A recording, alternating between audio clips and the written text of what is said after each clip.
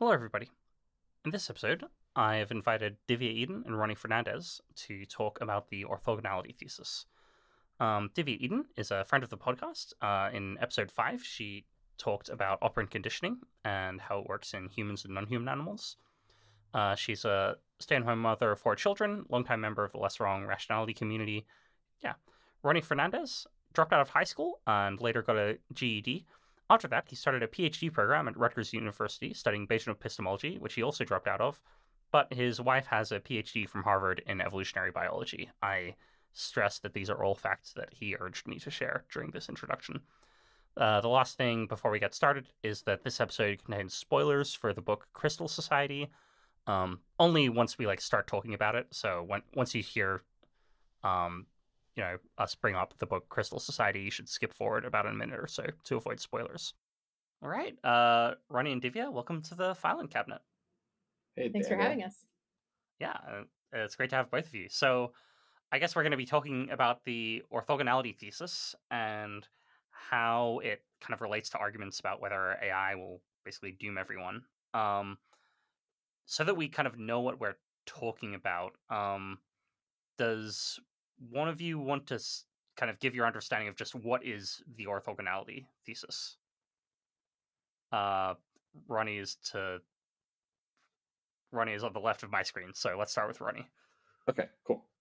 So I don't know, a lot of people will divide it into a weak and a strong version of the thesis. I think that the one that I normally defend is the strong version, which is something like you can have a mind that's arbitrarily intelligent, and it can have pretty much any arbitrarily wacky goal, and this will have no effect on how coherent the mind is. For instance, you can have an extremely intelligent mind that its goal is to make a lot of money, or you can have an extremely intelligent, perfectly coherent mind, and its only goal is to make as many paperclips as possible. And I think that that's what people normally mean by when they say strong orthogonality, and I don't really remember what people mean when they say weak orthogonality. Okay. And you said something about the mind being coherent, right? Yeah, I think the strong orthogonality thesis is not so much about coherence, but about that it's not any more difficult to make a mind that way. You wouldn't have to do any sort of convoluted programming to do it compared to... Well, I mean, it's going to be as much more difficult as it is just to specify the goal. Right. I think it's a little bit different from whether the agent comes out coherent. I think it has to do with the ease of creation is not harder. That's what I understood the strong version to be. I think both are there. But that's fine. I'm also happy to say something like it's only harder insofar as it's harder to specify the goal. So Right. Some goals are going to be harder to specify just because they're computationally weirder, or just longer. I don't know, make as many paperclips or staples as possible is going to be Sure. harder to write than just make as many paperclips, probably. So it would be harder in that way, but no harder than just the amount harder that it's made because it's harder to program the goal. Okay, so in summary, it sounds like the orthogonality thesis.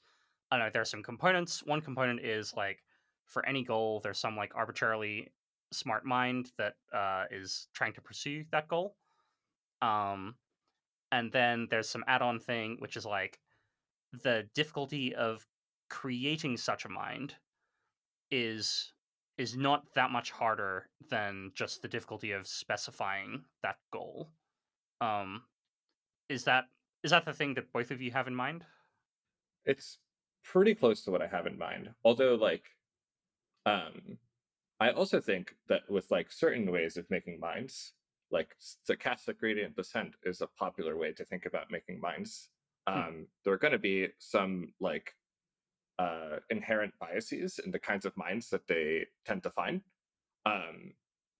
And I don't really know what direction. I haven't thought very much about what direction stochastic gradient descent is going to push minds into, but like it's not going to that's going to like put some measure on some kinds of goals for reasons that I'm like wanting to not include right now. I guess I'm kind of imagining like if you run through all of the Python programs and you pick just the ones that are like super intelligent minds, I think you're like about as likely to get one that is like trying to get as much money as possible as one that is trying to make as many paper clips as possible, if that makes sense. Okay. Which is different from like if you're looking through programs using specifically stochastic gradient descent or like specifically evolutionary algorithms or something like that. You're going to end up with some sort of biases, and I'm not sure what direction those biases are going to be in. Does that make sense? Okay. Yeah, that makes sense to me, but I think that's a thing that I get the impression that a lot of people believe, but I was not in what I was thinking of as the definition of the strong orthogonality thesis. Yeah, maybe Divya, can you, what would you add to, or how would you think about like the strong orthogonality thesis or just the orthogonality thesis? Yeah, so I think of the weak one as that in principle there could be a mind that's however intelligent and has whatever goal, with some edge cases like, well, but what about if its goal were to not be intelligent? Well, like leaving aside those, I think that's fine. And then the strong version is, and there wouldn't have to be anything sort of special or convoluted about the mind that would make it pursue that goal. And then there is this other thing that I think tends to be in the discussion about something like the distribution of all possible minds and the nature of mind space, that I'm often a little bit like, wait, how do we define this? But that does seem to end up being in there, though I wasn't thinking of it as being strictly part of the thesis. Cool. Yeah, so when you were saying like it doesn't have to be any extra convoluted, I think that's what a better way of saying what I meant to say. What I meant to say when I said like it can also be coherent. Yeah, I think it doesn't have to be like any more convoluted than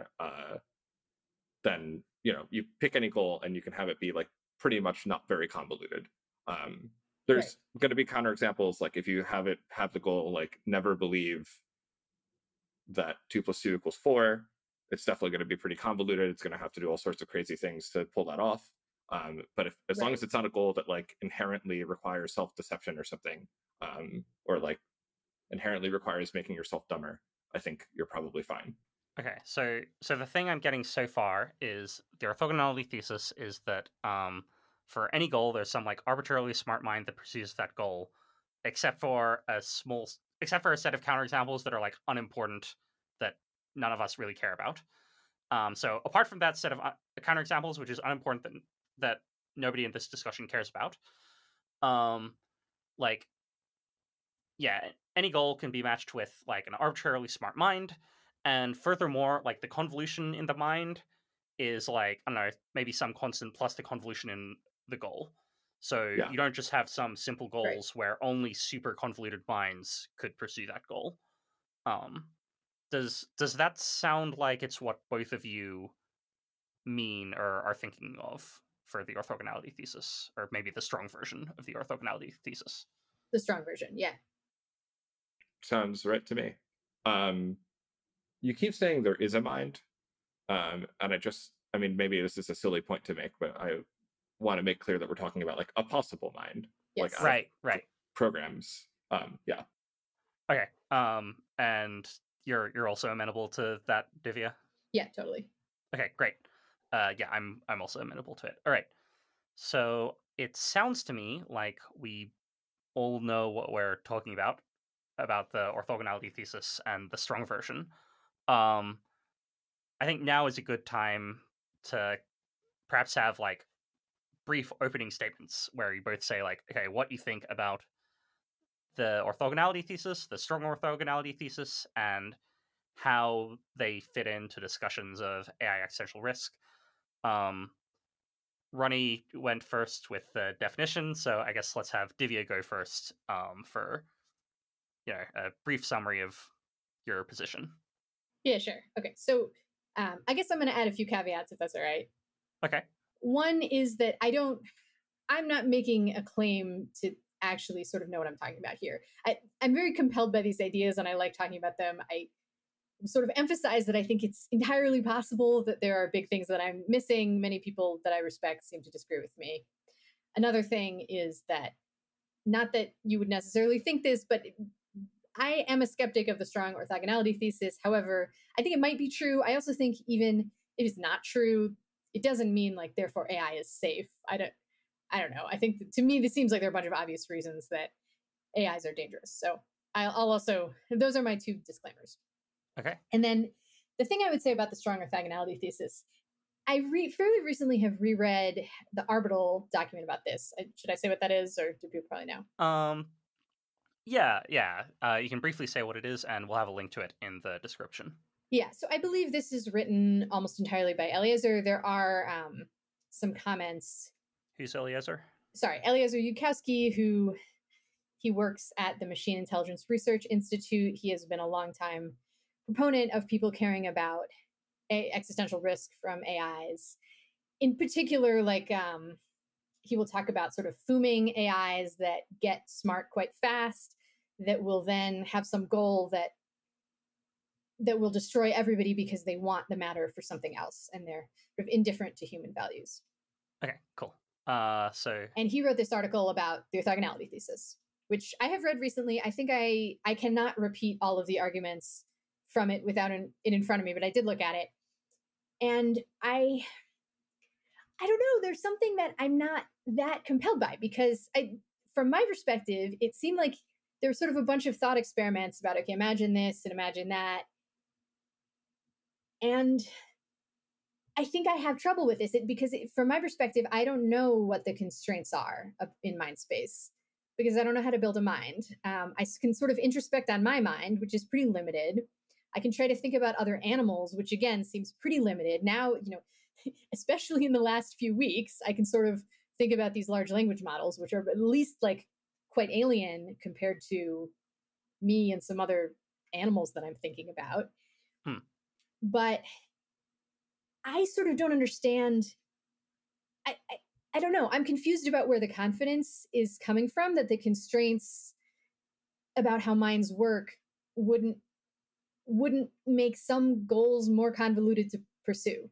And there are more things I can say about what pushes some of my intuitions in that direction, but I think that's the fundamental bit, is I don't get why people are so confident about it. Okay. And so the thing that you don't get why people are so confident about it, is that the strong version of the orthogonality thesis? That's the strong version. So, and even the weak version, I personally find the weak version intuitive, mostly because I run those thought experiments and they seem to come out one way for me. But even then, I'm like, I don't know. I think the thing that is actually, and there may be better arguments that I don't understand, but I think the thing that convinces me on the weak point is roughly my intuition. And so I don't really know what to say to people who don't share my intuition about that. And I think that this is sort of part of my interest in this, part of why I'm compelled by this, is in public conversations. This to me seems like a frequent point of friction in communication about AI. So yeah, I think I might have maybe moved past it by now if that weren't the case. Okay, cool. All right, now, Ronny, can you give a brief statement of what you think about the orthogonality thesis, the weak and strong versions, I guess, and how they relate to discussions of AI existential risk, which I'll abbreviate as AI X risk? Yeah, sure. Although for what it's worth, the framing I had in my head for the conversation was mostly about disagreeing about the orthogonality thesis. I have to do some thinking on the fly to say smart things about how it relates to AI X risk. Okay, it can mostly be focused on the thesis itself. Sweet. So I don't really think about the weak orthogonality thesis very often, because it's not the one I believe or something. Or I do believe it, but I don't know, it seems very weak. It's just saying in principle, you could have a mind that, pursued some really weird goal and was very smart. And I don't know, I think this seems very obvious, and I'm very confident in it. I mean, I don't know, my temptation now is to give reasons why I believe it. The weak one or the strong one? The strong one. Okay. I want to add one more caveat, actually. There's also goals that are just harder than other goals. Like winning tic-tac-toe against a human is like pretty hard. And like, so like some agents are going to be worse at achieving their goals because their goals are harder. Like if one agent's goal is to just turn the sun into paper clips and another one's goal is to turn the entire galaxy into paper clips, like the first one's goal is easier. So it's like going to be better at achieving its goal. And that's like pretty related to how smart it is, but it's like a different kind of thing. But aside from that kind of caveat, I'm like, so yeah, I guess one reason I believe it is that we have all of these like really good models of intelligence, decision making, I don't know, something like that. One of them is expected utility theory. A related one is like Kelly betting. We have like reinforcement learning, and we have like AI-XI, which I will maybe say some things about what that is, but I think I can make do with just like the first two. And in all of these theories, it turns out that it's like very easy to decompose the parts of the theories into parts that are like the decisions and the beliefs, and then the goals. And like the goals are like really nice little things where you can just like change them. They're like, it's very modular. You can just like change the bit that's like the goal bit, and the rest of the model stays totally unchanged. So like to give an example, like if you're imagining an expected utility maximizer, it has some probability distribution over like what the state of the world is, and it has some like other probability distribution, which is like what the state of the world will be if I take some action. It has some set of actions that it considers, and then it has this utility function, and like it finds the action that gives it the highest average utility, and it's just like very easy to change the utility function independently of changing any of the probabilities. All the other like functions can all stay the same, and you can see really easily how you can like change the utility function without changing the probability functions.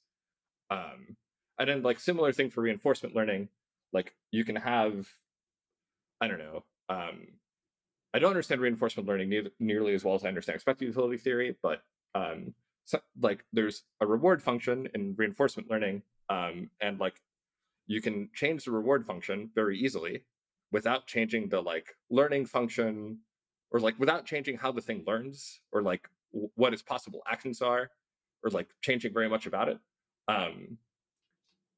And yeah, and like there's a similar thing for AI-XI, which is really just like expected utility function with like some extra fancy stuff. Expected utility theory with some extra fancy stuff. And so I guess I'm just like, yeah, look, all of these like really impressive models of intelligence and agencies that we have all have the structure where they decompose into this like goal part and this like instrumental beliefs about the world part. And they also all have a structure where like the instrumental beliefs about the world part can just stay the same, and you change the goal part however you'd like, as you change the goal part however you'd like. So I think that's part of where my sense of confidence comes from. I also find some of the arguments in the article you were talking about, Divya, pretty convincing. But like, I think that's an argument that gives me a lot of my confidence that wasn't in the article. Yeah. Yeah, so from here on, you guys can just talk about your disagreements, and hope if I'm confused, or I don't know, it's possible that I might chime in to be like, please get back on track. But probably not. Probably I'll mostly just interject if I'm confused or if I think someone's misunderstanding someone. Thanks, yeah. Cool. Okay, so I'm happy to either, if you're not sure, if you want me to like try to repeat back what you're saying, I can do that, or I can try to say where I think I'm not super convinced. Why don't we start with repeating or with like summarizing what I was saying, and then go for that. Yeah. Okay. So I think what you're saying is that there are multiple formalisms that are like sort of theoretical models of how minds can work, where it just seems like it's pretty easy to cleanly separate the goal from the capability, basically. And then you listed a few of them. Yeah, I think I also want to add something like these work really well. Like if you're a poker player or if you're like a trader on a market, you're going to use one of them. And if you're like at the cutting edge of doing machine learning, you're going to use the other one. And like they're the best ones we have around, or something. Well, I like guess that. I disagree that the poker player would use it. I think they would use the Kelly betting more than the utility, right? They're going to use something in Yeah, and you're saying like maybe I was emphasizing these are some models, and you're like, yeah, but these are models people use. Yeah, and also they're not just ones that they're ones that use, and they're ones that work better than anything else that we have, and they all happen to coincidentally have this thing where you can like very easily change the goal without changing any of the instrumental beliefy parts. Yeah, Yeah. so insofar as people have sometimes formalized some models for like how to behave optimally in some environments, there are multiple of them, and they all have this feature, and people use them, and you can't really do better than that, in their domains and stuff like that. Yeah, that's basically it. Yeah. Actually, sorry. I'm going to chime in for a thing that I did not say I would chime in for. Cool. One thing which occurs to me here is that like if you're doing cutting edge machine learning, in fact, not all reward functions or not all loss functions are equally easy to train machine learning models to optimize. Yeah. Like not, and it's not just because of the difficulty of achieving those goals. It can be like for instance, if you have to solve a maze and I only give you a carrot like once you get it the exact right square, that's like harder. It's harder to train an agent on that objective function than it is to train an agent on an objective function that like you get more and more objective the closer you get to the end of the maze. So sorry, that is okay. I will occasionally interject if I think somebody is saying something that's factually false. That is Cool. a new rule. So I agree, but I want to like put that into the same category as like it's a harder goal. It doesn't seem like quite as straightforward as the thing about the sun versus the galaxy. So like, does it help to like formalize what harder goal means or something? Yeah. Well, let's see. Yeah. Okay. I'm just like, if there is an agent, I'm not sure about formalizing it. That seems really hard. But like, if there is an agent and it's like, its one goal is it has to get to this one particular coordinate in the universe, and it like doesn't know what the coordinate is. It's like, well, that's a tough goal. Sorry, bud. Okay. But if like, I don't know, it like wants to get as close to that coordinate as possible, and it like, knows when it's getting closer, then like that's seems better. Seems like an easier goal. Or if it's like be as close to the coordinate as possible, that seems like an easier goal. Yeah, I don't know. I just think like, yeah, I guess I have sort of two minds about what you're saying. I'm like, yeah, okay, that seems like totally reasonable definitions, and also, I don't know, this seems maybe relevant to our disagreement, but I couldn't fully articulate why. So I think I'm going to go with where I was going before. Cool. And I think, and is that okay? Yeah, I don't know. There might be something interesting in like talking about reward shaping. Like if like part of the disagreement turned out to be like, I don't know. I mean, I don't know. It's kind of weird. Maybe I shouldn't have used RL as an example, honestly. Sorry. Yeah. Why don't you just go with what you were going to say? Okay. Yeah. I think what I would say about that is that it's not like, I'm not sure that it's tractable to build a mind with that operates these ways. Like IXE is not tractable, right? Or maybe it secretly is, but nobody knows for sure that it is. Sure. IXE being AIXI, which Ronny mentioned earlier, as defined in as defined in the literature, it is provable that you can't compute what IXE would do.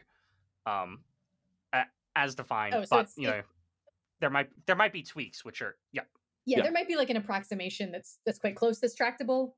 No, it is provable that there is no arbitrarily close approximation which is tractable. Okay, cool. Thanks. I didn't know that. All right, so yeah, that one's not tractable. And even with the other ones, I don't personally feel like I have a proof of concept that any of these things is tractable on a human mind, which I do think mind space is a lot larger than human minds, but I think that's why I don't find it compelling. I'm like, there could be other constraints about the goal function that come in that would make the tractable minds that could do it more convoluted to have certain ones. I mean, I guess so. I mean, here's an alternative. What about like the pessimistic thesis, where it turns out that like minds that like really love torture are just like way easier to build? I mean, could turn out that there are some constraints that like make that more common or something, make that easier. So I mean, I don't know. Like, I guess I'm just like, yeah, I feel like maybe I'm straw manning you. Like, could you try putting your Yeah. point a different way? Yeah. Yeah. So, and this is, I guess I want to give like a different caveat, which is this is more like a point estimate. This is sort of the thing that my brain goes to when I imagine the constraints. But what I'm trying to say is maybe it's this, or maybe it's who knows what. But this is just one example. So I do think that for something to properly be a capable mind, it has to be sort of big, probably. Like, I don't think there's like a really simple algorithm that's tiny that is a mind. That's maybe an empirical question, but that's something that seems like it could be right. And you mean size? Like literally. I don't mean like physical size. I mean maybe like algorithmic size or like computational size or something. Like how many steps it does or something? No. More like how many neurons does it have, but it wouldn't necessarily be neurons, or like how big a neural net it is, or like something like that. Like, I don't know. I think it's possible that there could be something that's a lot more algorithmically efficient than, say, a human brain, but I don't know. I'm guessing it's probably not like 10 orders of magnitude more efficient than a human brain. Maybe it is, but that would be my best guess. Okay. Yeah, I'm not sure that I agree. Like, I don't find it like that implausible that like if we had taken bees and optimize, and like if bees had evolved to like do science experiments and build technology or whatever, Yeah. I don't find it that implausible that they'd be better at it than we are. Well, but like, is the proper thing to be considering then the bee as the mind or the hive as the mind? Just individual bees. Like You think subject to the right evolutionary pressures, bees could be as good at science as a human? Yes. While still being the size of a bee? Yes. Interesting. Okay, that would surprise me. Okay. This may turn out to be a crux, but yeah. I mean, I don't know. I'm not like confident that that's true, obviously, but like I wouldn't. I'm just like, I don't know. Humans evolved to like, have sex and fight each other or something, and like talk to each other a bunch, and that's like very different from like being scientists.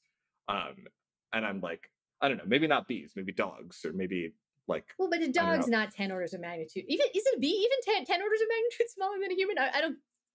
Number of neurons, I think, yes. 10 orders of magnitude? Okay, maybe. I think number of neurons, yes. I think maybe even more. Okay, I think you probably need more neurons than a bee to be a good scientist, even with the perfect algorithm. But I'm obviously not sure. Yeah, I don't know. I have no clue, basically. Okay. Yeah. Cool. Well. Except I think like definitely more efficient than humans, because we're not. Like, we weren't literally evolved for it, Yeah. I think more efficient than humans. I think we agree on that point. It's a question of like how much more efficient than humans. I will briefly interject with a factual claim. After brief Googling, I have learned that some random blog claims that the bee brain contains about 1 million neurons, while humans have about 100 billion. So that is 5 orders of magnitude more neurons in the human brain than the bee brain. Cool. Thanks. Anyway. But let's go with it. Let's say. Yeah, let's go. Well, and I don't even know, like, this may not even turn out to be cruxy for my next point, which is that I think that these minds are going to have a partly modular structure. Does that seem plausible? Just like it's going to have parts that do different things? Yeah, basically. Yeah, that seems likely. Okay, and I think for the most capable minds, it's a pretty fundamental constraint that these parts have to communicate with each other somehow. Yeah. And I tend to think that it is plausible, I'm not sure, that the most efficient, least convoluted ways to coordinate include some constraints on the terminal goals, because that's the most trustable way to do it. Whoa. I'm just like, okay, when I said like they'll definitely have parts, I was like, I don't know, maybe there will be like one big neural net that like does the work of like if I do this, what will happen? If I do this, what will happen? If I do this, what will happen? Right. And then there's another neural net that's like takes what will happen and it's like, this is a 5. This is a 17. Oh, this one's really good. This is a 27. Right. And then like the last part is just like send to the motor thingies, to the activators, like the action that got the highest number or something. Yeah. And I'm like, man, I don't know. Those things don't need to coordinate. They're just going to talk to each other. It's going to be fine. Yeah. So I think if that's in fact, if minds can be like that and that would work just as well, then I think that's a crux for me. To me, it seems like an open question whether minds can be like that and work just as well. Oh, man. I don't know. I think definitely minds can be like that. Okay, right. Me too. That's the weak version. And work just as well. Oh, and works just as well. Yeah. Okay, but I'm not sure. You want to convince me? Wait, when you say work just as well, what's in there? Like, for example, if you need like another order of magnitude of computation to do it, to me, that's not working just as well. Okay. So you're like, they won't be as efficient. I think I do mean something like efficient. I have some intuitions around convoluted that I don't know that I could specify them in any way other than efficient. Maybe I just mean, maybe they all reduce to efficient anyway. Cool. Because like, the kind of mind I was just describing, I think of as like less convoluted than ours, although maybe less efficient. Yeah, it does seem not convoluted to me. I just don't know whether that could really be a mind. I mean, I don't know. I kind of didn't want to say minds before. Or sorry, I don't know that it could be as good at like doing things, as instrumentally capable. Yeah. Okay.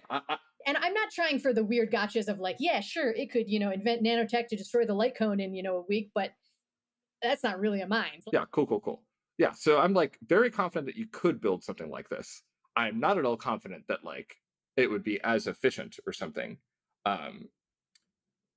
I guess I would kind of be surprised by, like, I think we're better off in worlds where like we end up making minds and they have a bunch of different modules with different goals and they have to like coordinate with each other. I'm like, oh sweet, it's dumb just like me. Whereas in worlds where like it just has this like one really big strategy network that like figures out what happens if it does some action, if it like sends some motor controls to its activators, and then this other big network that's like, this is how good those different things are.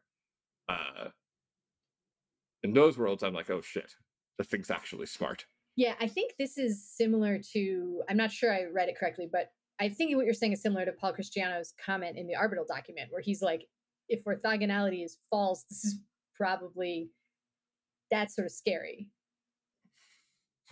Wait, I don't understand.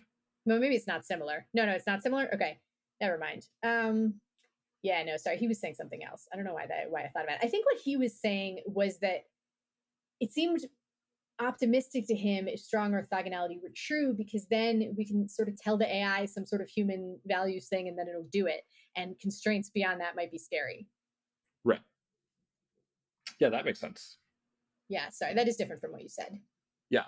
You're more worried about the minds that have the sort of structure you imagined because they're efficient, because it's like you're more worried about being outclassed by that thing. Yeah, something like that. Yeah. Yeah. I mean, I don't know. Like, totally, there could be kludges of minds that are like smarter than I am and smarter than all of humanity, but I'm like less worried about them or something. Interesting. So yeah, can you say, because I don't know, that doesn't necessarily seem intuitive to me, because I think some of these minds will have more resources than at least I mean, I guess humans. I also think that like a kludge of a mind that's super smart will tend to modify into less of a kludge of a mind.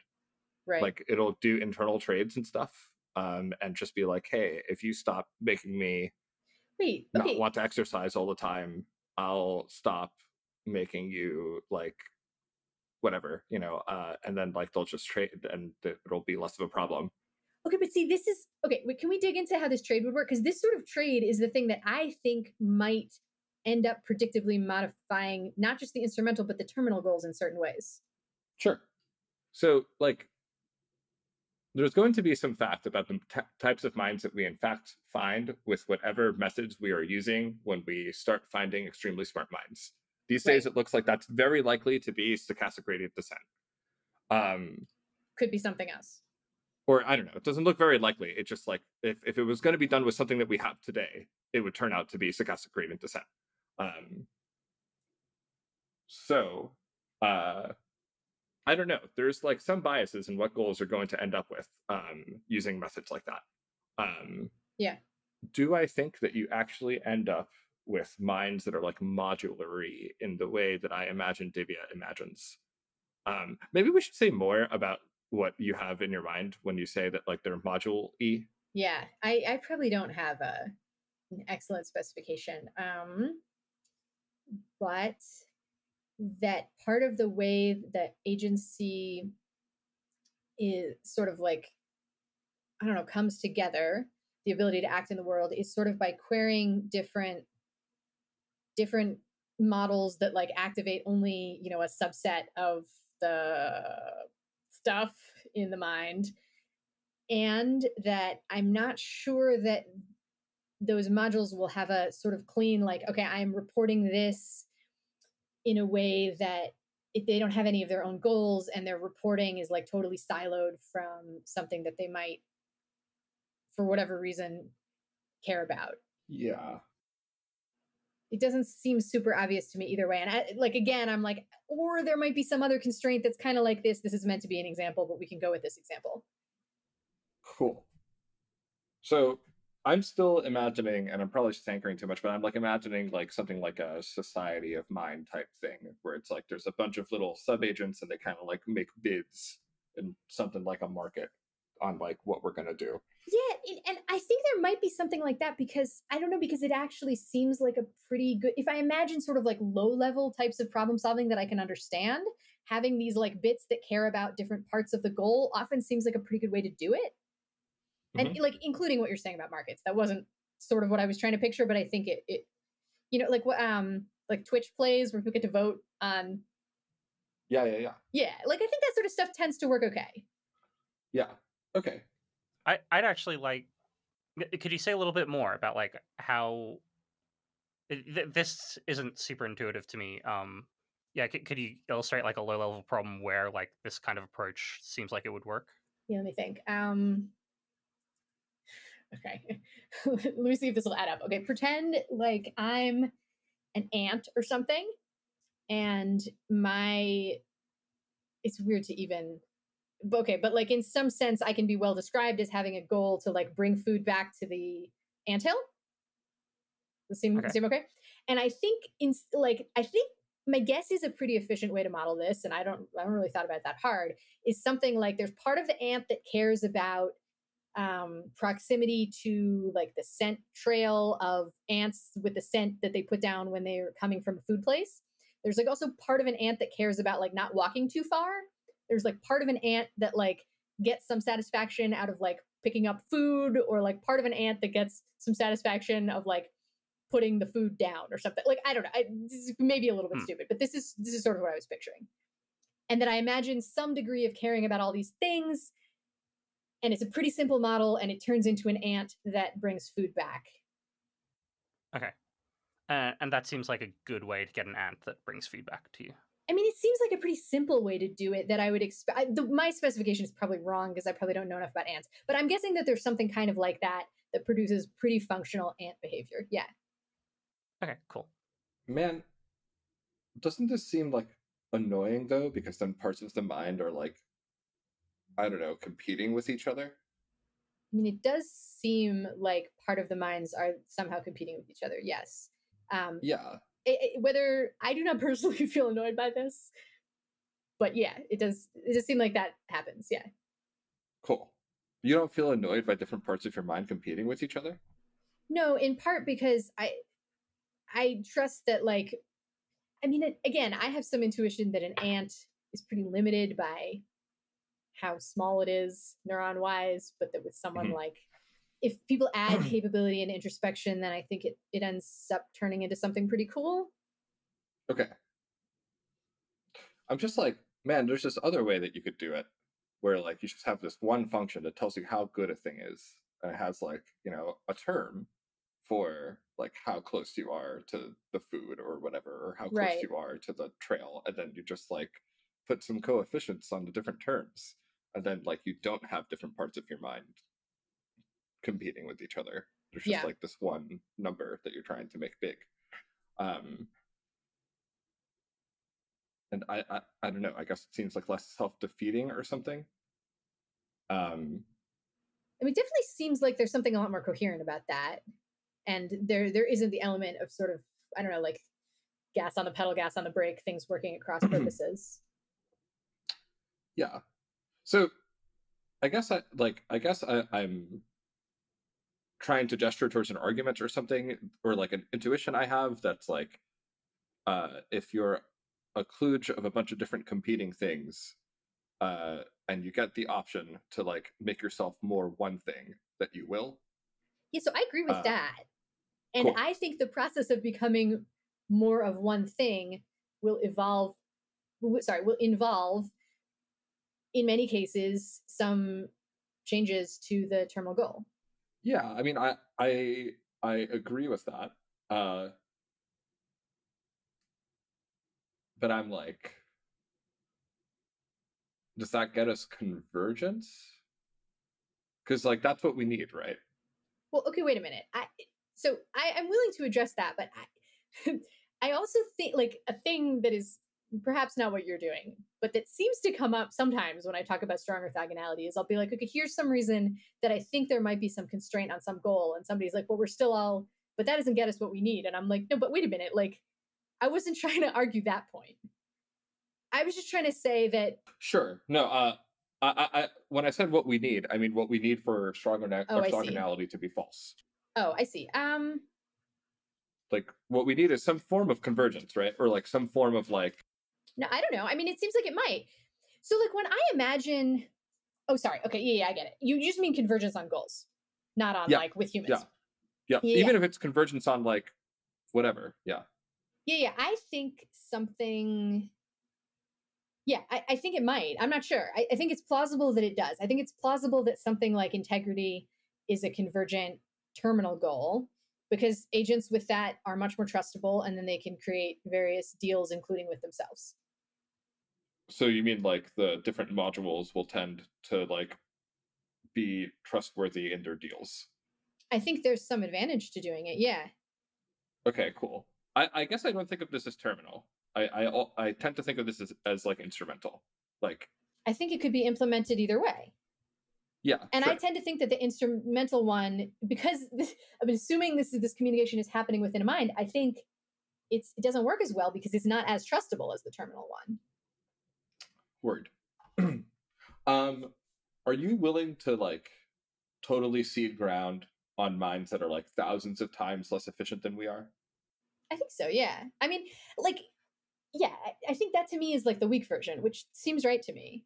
That's not the weak version. I mean, I don't know. That's not what I think of when I think of the weak version. I'm not just saying that like in principle you could. I'm saying like. Oh, I see. That you think it's like within that many orders of magnitude of efficiency someone could in practice? Yeah. Yeah, something like that. That seems, I mean, again, like, I don't want to, I'm not really willing to see ground on like, I'm confident that's possible, but that seems a lot more likely to me. Okay, what about 10,000? Oh, I don't know how to think about this properly. Okay. Well, I don't know. I guess I'm still like, I want, on the point of efficiency, I want to make like a comparison, which is that like, airplanes are like way less efficient than butterflies. True. Right. But like, man, there sure seems like there's some way that they're better at flying. And I'm like, they're better at flying. Or like something. They're better at something. I mean, they're much bigger. They can transport people. I don't know. They do a thing. I mean, they're also faster, and they go further distances. Like size adjusted or something? Bigger things are faster. It is true size adjusted. Okay. All right. Yeah. And I mean, we don't have to use an airplane. We can use like a drone or a rocket. Like, I don't know. Like. Yeah, sure. They're way less efficient. Way less efficient. But like butterflies are not getting to like moons or like Mars. Okay, whereas rockets can. Okay, so like obviously these things seem true. And there's also, I think, some sort of like implied aesthetic judgment that I think I don't share, but I don't know. No, the analogy I'm trying to make is like, maybe there is some aesthetic judgment. Like, obviously, rockets are cooler than butterflies, but like, that's not relevant to the point that I was making. Um, uh, the point I was trying to make is something like, Oh, I think. Wait, sorry. Can I try? Actually, can I try? Yeah. Okay, so maybe what you're saying is like, okay, sure, on efficiency these things lose, but on like, can you make them do more of what they were already doing by sort of adding a relatively simple type of fuel? They win. Yeah. A lot. Yeah. Exactly. Okay. Yeah. You can like ramp them up. Exactly. Yeah. Mm-hmm. Something like that. And just a general point that like, even if it's thousands of times less efficient, that doesn't stop it from being thousands of times smarter. Sure. Yeah. Yeah. Something like that. Yeah, no, and I do think these analogies about flight are pretty good. Like, nothing's perfect, but like the way people are like, oh, we're so far off from understanding how butterflies work, and it's like, yeah, but then they built a plane, and we still don't. Yeah. We still can't build like a butterfly plane, but it doesn't matter. Right. Yeah. So I think if you're willing to cede, like, if we have the constraint that like they have to be as efficient as humans, in like, I don't know, in like how much data it takes to store one of their minds or something. I'm like, I don't know if I think the orthogonality thesis is true there. Okay. I guess I'm like not conditioning on efficiency or something. Okay. Yeah. Yeah, I think that seems more plausible to me. I'm still not sure, but it seems more plausible to me. I expect, first of all, I think like, I don't know for sure, but I think probably there are models today, like state-of-the-art models, probably, I would guess, take more energy to run than a human mind, than a human brain. Yeah. Per time. I think so. I would guess. Oh, I think they all, like, They all the do? human brain is just insanely power cheap, is my impression. Yeah, relative that's to what I think. basically any neural net. Yeah. So I'm like, yeah, definitely the first minds are going to be way less efficient than humans. For sure about the first ones, yeah. Efficient in terms of power consumption? There are weird things like with the Alpha Zero and stuff where I'm like, whoa, I don't know. Sometimes things get efficient really fast, and that's my source of uncertainty there. Yeah. But for the most part, I share your sense.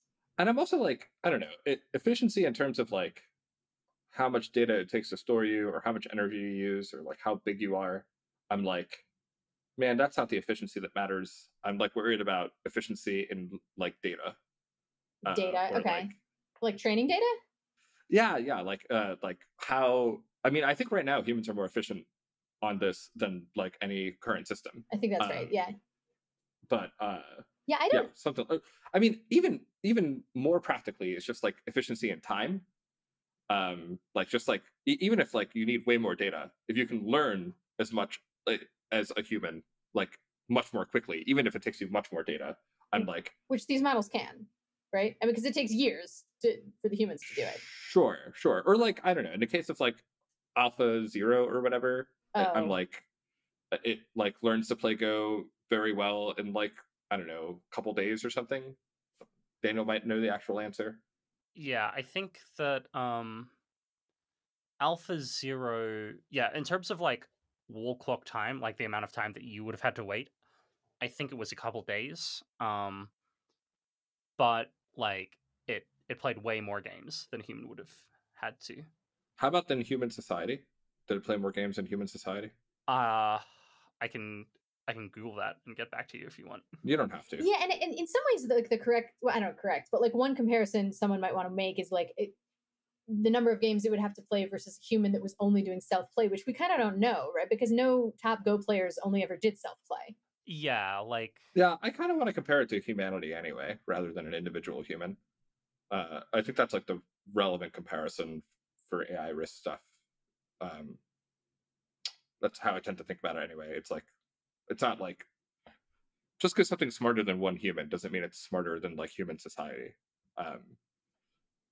And I think like it has to be much smarter than human civilization to like definitely win. To do science really fast and stuff. Yeah, or yeah, exactly. Or I mean, what I'm thinking about is just like to like totally disempower us. But yeah. So I want to quickly make sure. So on four systems that are like thousands of times less efficient than humans. Yeah. Are you like yeah, I can just so clearly imagine how you can like build a system like that that has whatever goal you want, and like the only problem with it is like that the goal is like in some way long or hard or I whatever. don't think I think I dispute that you can clearly imagine it, because I bet you couldn't write it. Yeah, I could write it; it just wouldn't run. Well, okay, but then how is that a real example? I don't know. It'll run someday. I don't actually believe that either. It'll run someday. I mean, yeah, like I do think you're like, I don't know. There's something I find compelling about what you're saying, but the part that I'm emphasizing is the part that I'm not fully compelled by. I'm like, how do you know that that thing is going to work? Like, it does seem more plausible to me, for sure, if we relax the efficiency constraint. But why so sure? Yeah, I mean, I guess I'm just like, I guess I feel like my only constraint is compute, and when I feel like my only constraint is compute, I'm like, well, we'll get more of that someday. Yeah. Well, okay, why though? Because like IC, of course, is one model, but as Daniel clarified, it doesn't work for that. Yeah, but I'm yeah, okay, sure, but I'm still like, I don't know. You run IC where like you only let it run like programs in a certain class, and you only have it do like some trillions of programs at a time, and you like only let them run for like 10 years of today's time. And I'm like, I don't know.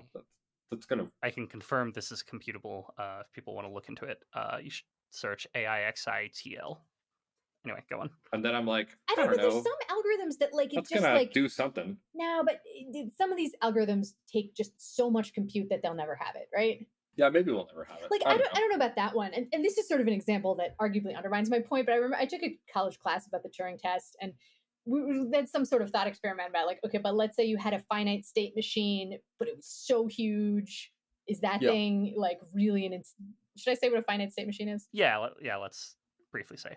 Okay, please correct me if I'm wrong. It's been a while, but basically, like it's a pretty simple algorithm that like it gets some input and then it goes to a different state. Like it has like it's basically like a big tree based on like what is happening now. Like what do you do? So if I imagine me talking to this thing, every sentence I would say would have a branch, and then and it would do something, and then based on every next sentence I would say it would have a branch. So it explodes, right?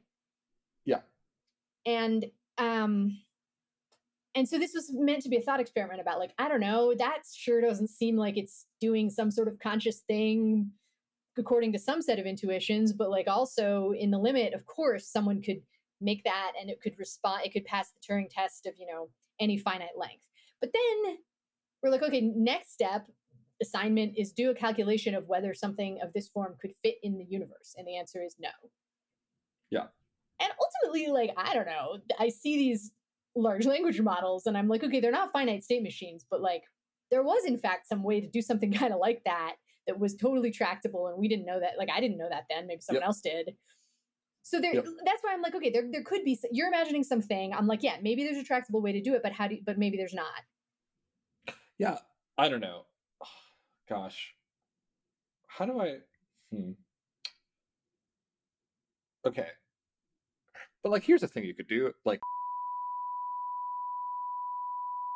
and we'll just like do that part, and that'll be fine. And I don't know. I'm just like, I think this will just work. And then I'm like, I mean, I don't think that's actually how we're gonna get to AGI, but like, it's a way it like seems at all doable or something. And then I'm like, once you look at that, or I don't know, I don't know. I guess I feel like I'm like saying like, look, we know how to get to the moon. If we just like stacked enough rocks, we could get to the moon. And you're like, yeah, but what the do you mean, dude? Like, you can't know that you can get to the moon just by like stacking rocks. And I'm like, yeah, but like the hard part was figuring out that we could do it by stacking rocks. But also you couldn't do it by stacking rocks, right? Yeah, no, I know I can't do it by stacking rocks, okay. But I'm like, look, if I had enough rocks, and there's always more rocks, it'll be fine. And then I don't know, like, yeah. And I guess I'm just like, look, the way that we're gonna get to the moon is gonna be something like stacking a bunch of rocks on top of each other. Yeah. So right. Like, and I'm the one I'm like, but what if then some of the rocks start to break down because of the other rocks? And like, I don't know, like with that many rocks, do you get some sort of weird like Are you sure there? Like, have you checked to make sure there isn't gonna like? You got to make the bottom wider. Yeah. Okay. Right. So we agree on that part. You have to make the bottom wider. I'm like, okay. Does the stacking the rocks like? It does seem like you could get the humans some space suits so they could be climbing. Like you could build some huge machine, but like. Yeah. Yeah. I mean, so let me know if this isn't helpful. But one concept that's coming up for me here is complexity theory, basically. So like, an algorithm can be possible, and yet like it could be the case that some algorithm is just like prohibitively expensive to run as you run it on bigger and bigger inputs, such that like when you add another like part to the input, the algorithm now takes twice as long to run, right? Such that when for really big inputs, like you can kind of you can say in a principled way, like, well, yeah, it's possible to run this, but also it's definitely going to be expensive. Yeah, and this I think sort of cuts interestingly at like, I don't know, my intuitions about convoluted versus efficient, because I'm like, yeah, and maybe that thing wouldn't even be convoluted, but it still you wouldn't be able to do it in practice. Yeah. Cool. Yeah, I mean, I don't know. I'm like pretty happy to concede that like, I mean, I don't know. Like, I feel like there's like also a bunch of moving parts to like at least what I got out of the story you were presenting before, for like how efficient minds end up doing things that are like, I don't know, trading within different modules of themselves, and then like you end up with like something like integrity being a terminal goal or that's or something like that. Yeah. And I'm like, there's a lot of moving parts there. I don't know. Sounds like maybe a plausible story, right. But like definitely is not related to the thing that I was thinking, which is like something like if you scan through Python programs and you find all the ones that are super intelligent minds, like you end up with like, if you take a sample of a trillion of them, as many of them will be paperclip maximizers. That will be proportional to how hard it is to like specify what a paperclip is in Python. Okay, I also disagree with that. Okay, cool. Yeah, can I say why I disagree with that? Yeah. And this, I'm like, I'm going to be annoying about these thought experiments. I'm like, okay, so these are just like we're generating sort of random English characters that are then filtering the ones that are Python programs, and then go from there, something like that. Yeah, let's start with just the ones that are Python programs. But then what's the procedure for generating them? Okay, sure, yeah. Okay. We can do it that way. Sure. So I think I have some sense that the sort of, and I'm not sure I'm right about this, but that the sort of programs that you described that are more like a big unitary mind with like a bunch of weights on different sub goals, but it's like combining them into a thing before optimizing for them. Yep. My sense is that those sorts of minds are more fragile to small changes in the Python program. And therefore, I will not find as many of them than the sort of more kludgy minds, which I think will come up all over the place and still kind of work. Oh, sure. So you're saying, okay, interesting. Yeah, no, I think that I'm not sure actually, but even for the kludgy minds, like when we first run them, they're going to have arbitrary, like, I don't know, they're not even going to really have one goal. They're going to have like, 17 different goals or whatever, or 170 goals. And what goals those guys have is going to be like arbitrarily, it's just going to be like, yeah, I think okay, sorry. I think this is a point that I will concede, which is something like I'm making a claim about the sort of mapping from initial goal sets to like whether something I'm making a claim about what happens to minds as they do some sort of recursive self-improvement, not as they originally appear in the Python list. Yeah, I think that's right. Okay, cool. I mean, I imagine there'll be some constraints there, but like boring ones that we've sort of covered. Cool. Yeah. Okay, cool. So I think we basically agree on that part then. I think so, yeah. And then... Sorry. Can you say in one sentence what the part is that you agree on? Yeah. So we agree? No, I cannot. I can try. Okay, go ahead. All right. Okay, I guess I'm saying like if we're taking the strong orthogonality thesis for minds for the subset of minds that we have them because we're running through these Python programs and they are maybe about to do recursive self-improvement, but they have not yet, then I think I can see that point. I'm not trying to argue that. I'm like, yeah, those maybe they have, like, I guess I'm like sort of not super confident, but like I don't have any particular claim that those goals that the more convergent ones, that they're really, yeah, I'm like, unless now I'm doubting it a little because I'm like, well, what if some of them are like the versions that have already self-improved and those are therefore capable? But I at least don't want to argue that. I'm like, I'm not confident, but I think that those ones have basically like very little relationship between their goals and their capabilities. Can we talk about like what the type of a goal is real quick? Yeah. So when I imagine a goal, I'm like, I don't know, it's like a function from world states to goodness.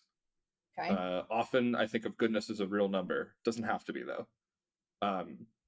Maybe you can do with just like a function that takes in two world states and tells you which one's better. Mm-hmm. If it's just in strict ordering. Yeah. Or not strict ordering, just any ordering. Yeah, sure. Yeah, just an ordering. Mm-hmm. Yeah, it doesn't even have to be an ordering. You know, maybe it's like dumb in some ways and it like, you know, has some cycles going or it has some like indeterminacies going or whatever. Yeah. But it maps from world states to goodness. To worlds to goodness or something. Yeah. And then I'm like confused about how we think about integrity in that way. Because I'm like, okay, I'm imagining like here's a kludge mine with a bunch of modules you could have. Yeah. It's like there's three of them. One of them is like the part of the mind that like really wants to torture babies. The other one's the part of the mind that like really wants all of the apples that exist to be green, if there are any apples. Okay. And then the other one is like the part that like wants to make sure that Mercury is twice as large as it is currently. Okay. And I'm like, okay. So then these guys start doing some trades with each other. Yeah. And they realize that to do trades with each other, they need to like be honest with each other or otherwise the trades won't work. And then they like end up modifying into a mind that like 1/3 wants to double the size of Mercury, 1/3 wants to make sure that all the apples are green, and 1/3 wants to do, what was the other ridiculous thing I said? Torture babies. But yeah, okay, I already am like, I have some nitpicks, but I think I should let you finish. Cool. And then I'm just like, I don't know. Seems like, how does this help or something? How does like the fact? How does having integrity help? Or no, I see how having integrity between cool. the three guys helps them do those things. Mm-hmm. But I'm like, they still just end up with some, like the goal that they end up with is still just seems like about as random or something. Like I'm not seeing the convergence happening. Yeah, see, I don't agree with that. Yeah, okay. I don't think that's what would happen. I think in fact, my best guess, I'm like, okay, I'll try to assume that those goals are sort of like fundamental, but it doesn't seem realistic to me that those are the goals and they're not decomposable at all, for one thing. Why? I mean, at least seems more convoluted to specify something as specific as wanting exactly Mercury to be exactly twice as big. Like, I think almost all agents that would behave in a way that would end up making Mercury twice as big would have some decomposable version of it that they were acting on. I agree with that because it's long. Yeah, I think that's... Yeah. Okay, so I think that's my argument. But even if I said that... Sure. Okay, yeah. So yeah, but like my two nitpicks are, I'm guessing that these things would be decomposable in a way that the actual eventual goal wouldn't really look like that. It would be more like, well, let's like make Mercury twice as big in a tortury baby type of way, and we're compromising by getting rid of all the apples in the world, or something like that. Cool. Yeah, I'm still like, it's still... But I think that there's an additional term in the goal function. I think it could happen without this, but I think that a relatively efficient way for this to happen is there's a new term in the goal function that's like, and keep your deals. And I think it could be something more narrow, like, and keep deals with part of yourself until, 2025. But I don't know. I think it would often end up more like, and keep your deals. Okay, cool. Cool. Yeah. And I guess it's fine to like have keep your deals as like a function from world states to goodness. think this is fine. It's fine to me. Yeah, I think it's fine. There are like worlds where you keep your deals, and there are worlds where you don't. And it could also like I'm not necessarily making a claim that it's complete. Like, sorry, that it's like absolute. I think that doesn't seem super likely to me. But like, and it's like much better to keep your deals. Seems actually, I think, more realistic to me than like Sure. and always keep your deals. Sure. I have a question here. Yeah, go for it. Or yeah, I guess I'd like you to flesh out like, yeah, why you think this emerges, and like why you think this ends up being part of the goal, and how it does. Okay, so I'm not. This is more like I'm not sure that it doesn't than I'm sure that it does. I keep saying this, which is maybe annoying, but I'm gonna keep saying it. I think it's plausible because these things can in fact, I think it's a decent approximation for these three, what we're calling these three sort of goals, is something like that I think it's more parsimonious to assume that they can read the source code of the thing that's doing it than not. Of the thing that's doing it? The negotiation. Okay. Like there's some sort of process that is like some sort of trade between them. Okay. And I think that these sort of parts are only going to be willing to like merge into a more coordinated mind. Probably, I mean, or not like, I guess I shouldn't say only, because like, I don't know, maybe one of them sort of tries to take over the other one and maybe it wins. Maybe there's like a war between these minds and something else happens. But if I'm looking only at the worlds where they're trying to do a trade deal, I think it's pretty plausible to assume that they will be like, okay, something like some part of this goal will be like, okay, but I want to like understand, I want to like see the source code of what's happening with this trade deal, or I'm not going to trust it. So I'm wondering, like, it sounds to me like this would produce some sort of integrity on the level of like things that are happening. But like I've got this like yeah. You have this agent and it's got brain the size of a planet or whatever, and like there are different countries in this planet that want different things, and they all are sort of spying on the other countries and understanding how they work, and they only make a trade deal if they understand what's happening with the other countries, and they all like and somehow it only works out if the countries want to be honest and have integrity with each other to some degree if it's a trade deal.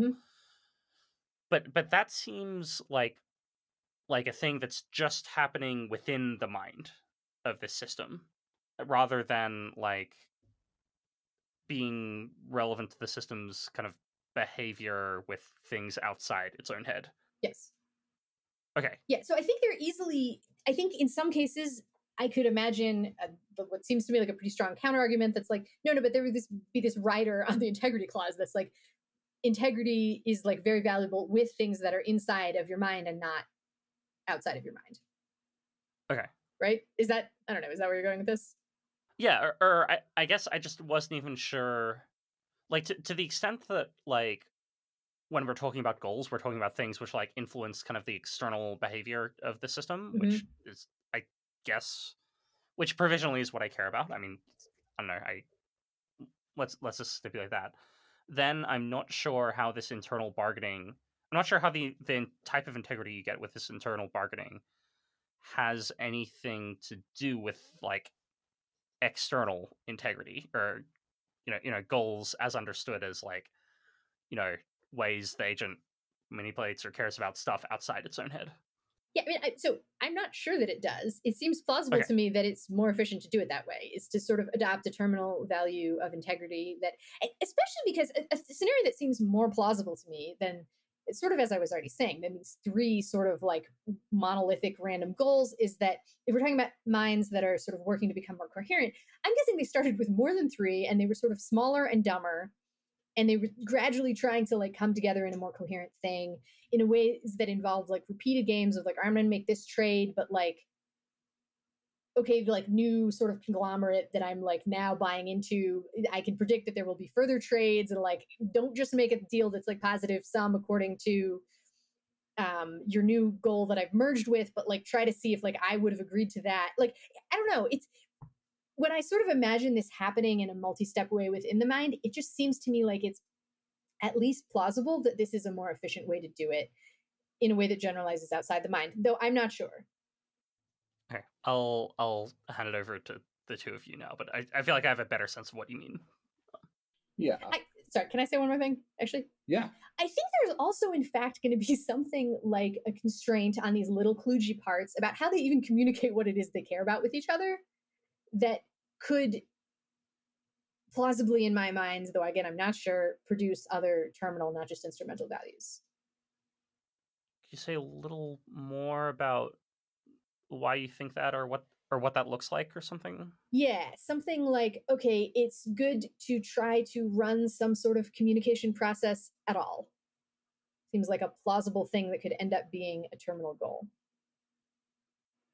And they could sort of check for it and be like, and yeah, maybe there's a more specific version that's like within the mind, but maybe like these little mind bits that are trying to sort of come together and coordinate are like, I don't know, maybe this is a thing that often happens in mind evolution where they're like, let's check for all the mind bits that are like up for communicating and go with those. And perhaps what they end up meaning by mind bits that are up for communicating means in a pretty terminal way, because it does not actually really work very well if some mind is like, well, I'm provisionally up for communicating insofar as it gets me what I want within this part of the mind, both because that seems sort of harder to specify potentially if you're a little tiny mind bit, and because, I don't know, according to my random human intuitions, which are maybe wrong, it seems less trustable the more contingent it is, if I'm expecting a number of these negotiations to be happening in the future, including potentially external ones, because I'm not sure that these little mind bits, as they're forming up, are going to know, like, there's sort of a claim that, like, even if I sort of condition on this, that maybe, like, ultimately it's overdetermined that this new AI mind is going to be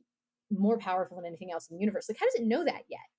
And I think, like, even this, like, self-other boundary thing, like, how does it know that it's not going to want to, I don't know, maybe I'm not really going anywhere with this. I think that the uncertainty about what sort of future things it will encounter will be both justified and leans in the direction of it's safer to make these things terminal in order to cooperate. So, yeah, I mean, an image I'm getting there is like, I don't know, you have this like AI, you have some AI, and its brain is basically some planet, and the planet's got a bunch of little tribes, and the tribes combine into, you know, unified villages or semi-unified villages that are this uneasy alliances, and the villages like combine to like regional areas, and those combine into countries, and those combine into like this planet's version of the UN or whatever, and like then and just like the tribes are like doing activities, but sometimes they join up as a village, and the villages, they do their own activities, but sometimes they join up on the state level, and so on. Like maybe the boundary between like the brain acting on the world is kind of like the how the villages do stuff inside the planet, and so like there's just like however the bargaining things thought about like internal mind dynamics would be the same way they think about external mind dynamics, because it's just like the next level of like, I don't know, agglomeration or something. Yeah, I think it's possible, right? Like with certainly, like, again, and I do try to flag every time I'm like, well, it seems like humans kind of, because minds could be very different from humans. But in fact, I think there's some tendency with humans to, like, this is sort of some saying, like, the way people do one thing is the way they do everything. It's obviously not totally true, but I think that there is some copying of strategies that tends to happen because it's efficient, I think, that I could imagine being a thing that would happen to other minds as they were improving. Okay. Cool. So I think I buy some of this. I'm like at least happy to like spot it or something. Uh-huh. Like I'm happy to spot that like you're going to get, if you have a situation where there's a bunch of, I mean, what does it actually mean for like the subparts of the mind to be in one mind? Yeah. Like for humans, right. It's easy because like, it's the parts that are in my skull and not inside of your skull. Those are the parts. Yeah, I think it's a good question. Yeah. And I think this may be like I think it may be a concept that sort of perhaps like breaks down when I look at all minds or something. Certainly like some like, I don't know, Buddhist person voice in my head is like, ha ha ha, like even what you said about humans in the skull, like this is pretty messy. Sure. And I would maybe agree with that too. Like, I actually think I identify to a certain degree with other people's models of me running in their heads.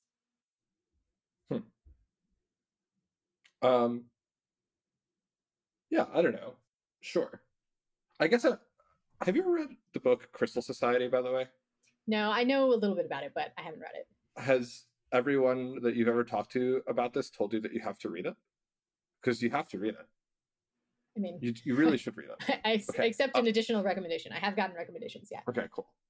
I'll link it in the episode description for viewers who are interested. In it, the main AI, the AI that's like that the book is about, is like made up of a bunch of minds. Yes, I have heard this much. Cool. Okay, cool. Anyway, but what ends up happening is that like the minds realize like, oh shit, we're actually competitors. And like they kind of try to figure out ways to like offload themselves into like other places so that they can compete more easily or something. But I guess I'm just like a cool thing. So in my brain, the part of my brain, I mean, I'm not sure how much I buy the story that like my mind actually works as is actually composed of a bunch of different agents that like do trades with each other. But like, I don't know. Seems like a fine model. And I'm like happy to spot it for now or something. Sure. But like, yeah, even I don't know that I think like actually with whatever when you add actually, I'm like, do I even think that? Like, no, but yeah. Let's keep going. But like, I don't know. There's a part of my mind, let's pretend, that only wants to like play video games, and doesn't want to do anything else. And it can't like make a copy of itself in some other place where it like isn't sharing a body with all the parts of my mind that want to do things like work and like record podcasts or whatever. But if it could, I feel like it would. Okay. Is this going to be, I'm like, I don't know if I agree with this. People are pretty different. Is this going to be load bearing? I'm like, maybe. I don't know if I would grant that. Well, I guess I'm trying to draw an analogy to like if you end up with an AI mind that has a bunch of sub minds. Oh, that like would it split up? Yeah, why not just split up instead of learning to? Yeah. Yeah. No, I think that some AI minds might split. Yeah, I think probably some parts of it would. Seems plausible to me that some parts of the AI mind would split off. I mean, with humans, sorry, I'm just interjecting for fun at this point. This That's fine. Not any of the cases I've covered, I think. I mean, with humans, like, there are different people who want different things, and like, we interact because they're like gains from trade. Like, it makes sense for me to specialize in making podcasts, and others people to specialize in, useful things. And like, I can consume their useful things, and they can consume my podcasts. Yeah. I mean, it's not totally analogous in that you might like humans are running kind of similar computations, and maybe you don't expect that for these parts of AI minds, but also I don't know if this counts as splitting up for you. But yeah, it's an interesting question. Like again, I think I really like when you're like, okay, but what even counts as the same mind? Because I'm like, right. So I could imagine some parts of the AI minds like being pretty different in the splitting off sense, but then are they going to like trade with each other now that they're more different? Also, maybe. Yeah, probably. Yeah, and then at a certain point, like maybe like resource constraints become part of this. Yeah, I could maybe like try to think about it more, but I don't think I have some clean, like, this is what it means to be part of the same mind and this is what it doesn't. I could think of like a list of like X number of things that seem more same part of the mindy and ones that seem more like, nah, I'd want to call that something else, but I don't have a good answer there. Cool. Yeah, I guess I'm still like, I don't know. I guess like, I agree with you that there are reliable, like if we pick a random, can we come up with a name for these minds besides Kludge mind? Like what are the minds that are like have a bunch of like a modular mind maybe? No, but that's because modular could just mean, I don't know. I would call them society minds. Okay. Like they're minds that are societies of things. Sounds great. Yeah. Yeah. So if we pick a random society mind and like, we're picking it from the program, from the Python distribution. Yeah. and we put it down, I like agree that it's gonna there's like there's things that we can reliably predict about how they're going to do stuff from there on. Like I agree that it's like more likely that that parts of the mind like self-modify to find integrity intrinsically valuable. Okay. But I'm still like, if we look at the goal as something like what the system causes the world to be like, I'm like, it doesn't seem to me like there's convergence in that. Like, it doesn't seem like if we like, like it like does that make just Yeah, see, I'm not sure if I'm not sure if I agree. I think, but yeah, I should try to make sure I understand what you're saying first. I'm not sure I disagree with it. I just don't see how it happens yet. Okay. Yeah.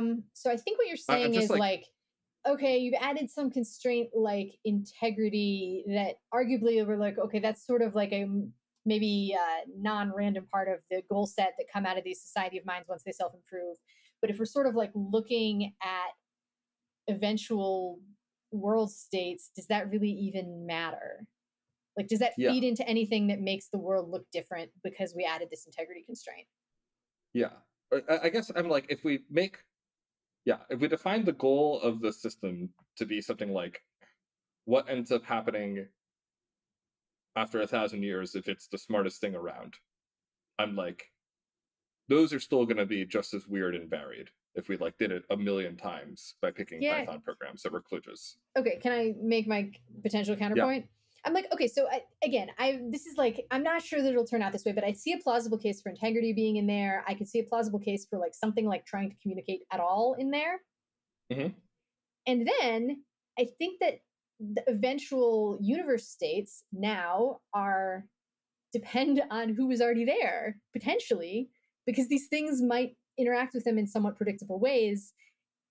And then they have things they care about that are sort of already exist. And so maybe that'll be part. And like, I also don't make any claim as to like how much, like it does seem sort of intuitive to me that like, I mean, I guess I'm on the fence about, I have competing intuitions about the Foom thing, where I'm like, will it sort of become, how fast will the takeoff be? I just don't know. But if I assume there's a super fast takeoff in a sense where it like has sort of by any reasonable metric, way more bargaining power, like 99% of the bargaining power, if not like 99.999. I'm like, okay, so in that case, like I have some guess that like, well, then maybe 99.99% of the world will look like what it wants, but maybe the 0.001 part of it will be determined more like by how it interacts with the initial conditions, because it'll be the sort of thing that cares about trading. Cool. So like, yeah. So you're imagining we would end up with worlds. So let's condition on like, we make the mind, we pick a random society mind, we give it super intelligence somehow. Yeah. Just give it the magic super intelligence pill. And then it like does a bunch of stuff for some amount of time. And you're like, well, probably I like what I imagine is like, I don't know, we end up with like human civilization simulated on like some computer somewhere for like a bunch of time. Yeah, and maybe. Then the rest of the universe gets turned into whatever it was, into paper clips or like whatever. I mean, I don't, if I'm sort of being faithful to my own random intuitions, I'm like, well, maybe some other things like have a little moral weight in this system too. Sure. So yeah, like I like anything from like, come on, let's like let the dolphins have like a little bit, to like, I don't know, maybe like if I were truly a super intelligence, I'd be like, here's what the sun really wants, and we owe it a lot, so this is the sort of computation the sun would want me to run. Sure. I don't think I find the one with the sun plausible. But maybe I don't know if I believe it.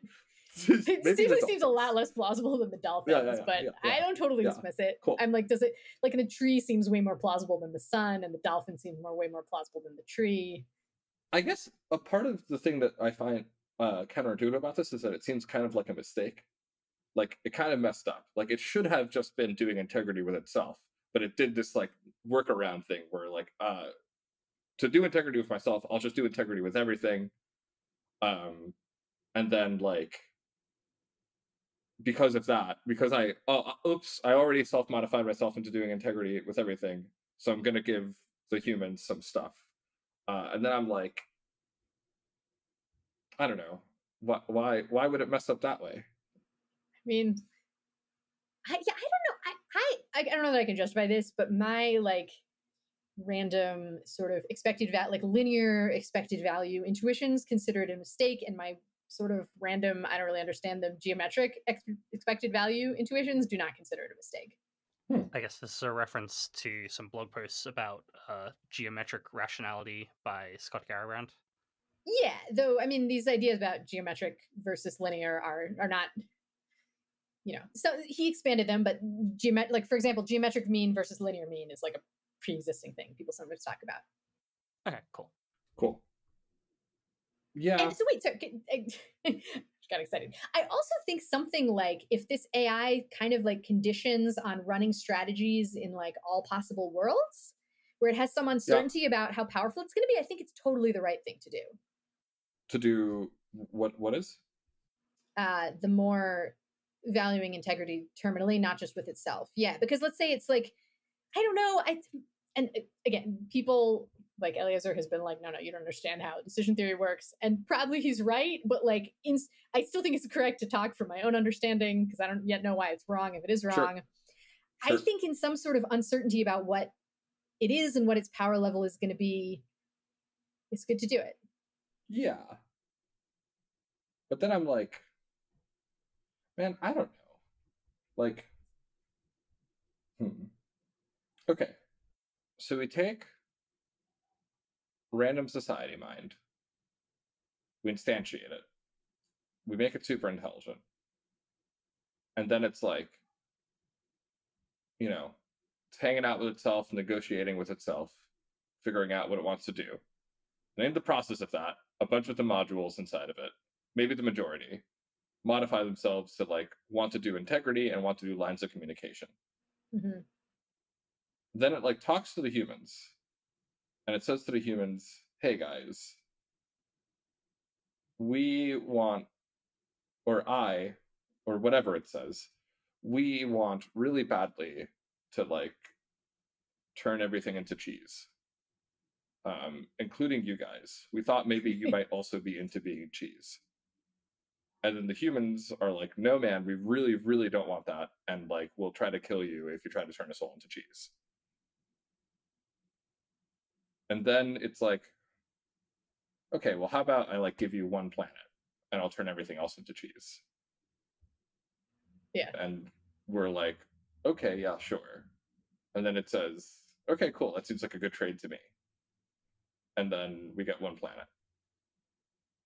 That's something like the story? Yeah, I think it would be different in the details, and also this is meant to be a point estimate story, but yeah, basically. Cool. Yeah, totally.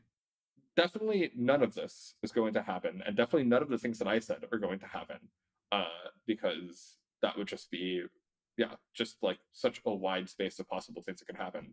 These For sure, it's not going to be cheese. That's and you're like vanishingly unlikely that it would be cheese. Definitely not going to be cheese. Yeah. Cool. Yeah. I guess I'm like, this still seems like a mistake. Like, I wouldn't make this mistake if I were a super intelligent agent. If I were a super intelligent agent that was just like spawned into a society of like really dumb paperclip makers. Yeah. My parts would not be like, oh, we should really value integrity with everything, including the paperclip makers. I'd be like, no, dude, the paperclip makers. If we can just like destroy them, let's do it. Okay, well, I wouldn't. And you wouldn't just destroy the paperclip makers and make like, they literally want you to turn them into paperclips. Oh, well, if they're saying that's what sorry. Okay, that does seem like an edge case. If they were like, we would rather be turned into paperclips ourselves. I mean, sure, but right. But that doesn't seem realistic. I'm going to be like, no way, dude. I'm going to turn you into a flourishing civilization. Sorry.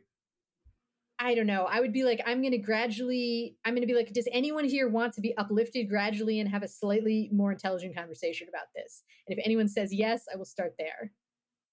Oh no, man, they're just like really, really confident that the best possible world is where everything is turned into paper clips. Like the only reason they do anything. Okay, yeah, I think that, no, wait a minute. So I think we've like looped back around to like, I'm not sure that that is a plausible way for an agent to be. Oh, I agree it's not plausible. I'm just trying, the point of the story is to make the analogy where I'm like the super intelligence. Yeah, it doesn't work for me though, because I'm like, I don't know how to have intuitions about a thing that's so far from like, I'm like, I don't know how to.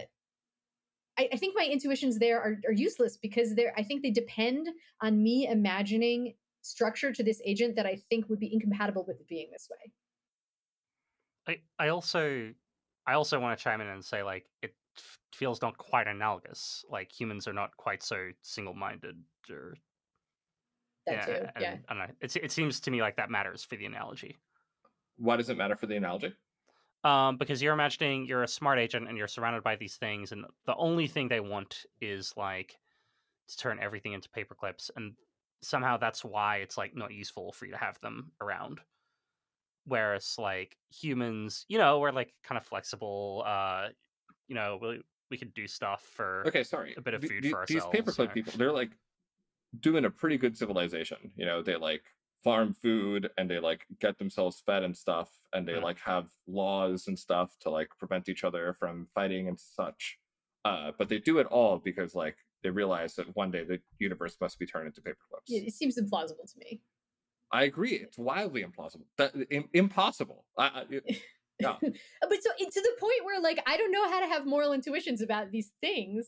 Again, because I'm like, when I activate my have moral intuitions about them thing, I'm like imagining them to be like something on the inside that would never produce that behavior. So I'm like, I would need to like go understand their insides and stuff in a way that like, this is not, I don't know. Like if I really saw that, I'd be like back to the drawing board on my theory of mind and stuff.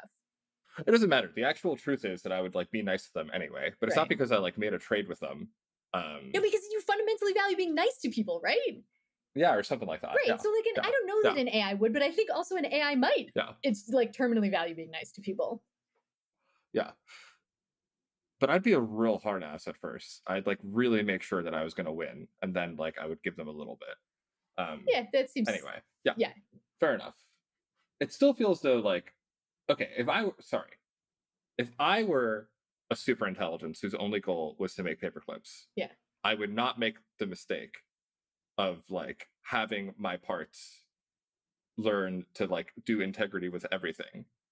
But you're like conditioning on like that you're already you already got there somehow, right? To be the super intelligence. Well, I see. So you're saying like in the process of becoming a super intelligence. Yeah, that's the claim. Okay. Yeah. I don't know. I just feel like right now I would just be like, okay, boys inside of me, remember, only do integrity with each other. No, but how does that? That's not what you actually do. I would expect you to have integrity with me too. Yeah, but actual Ronny, yes, but Ronny, whose only goal is to turn everything into paperclips, no.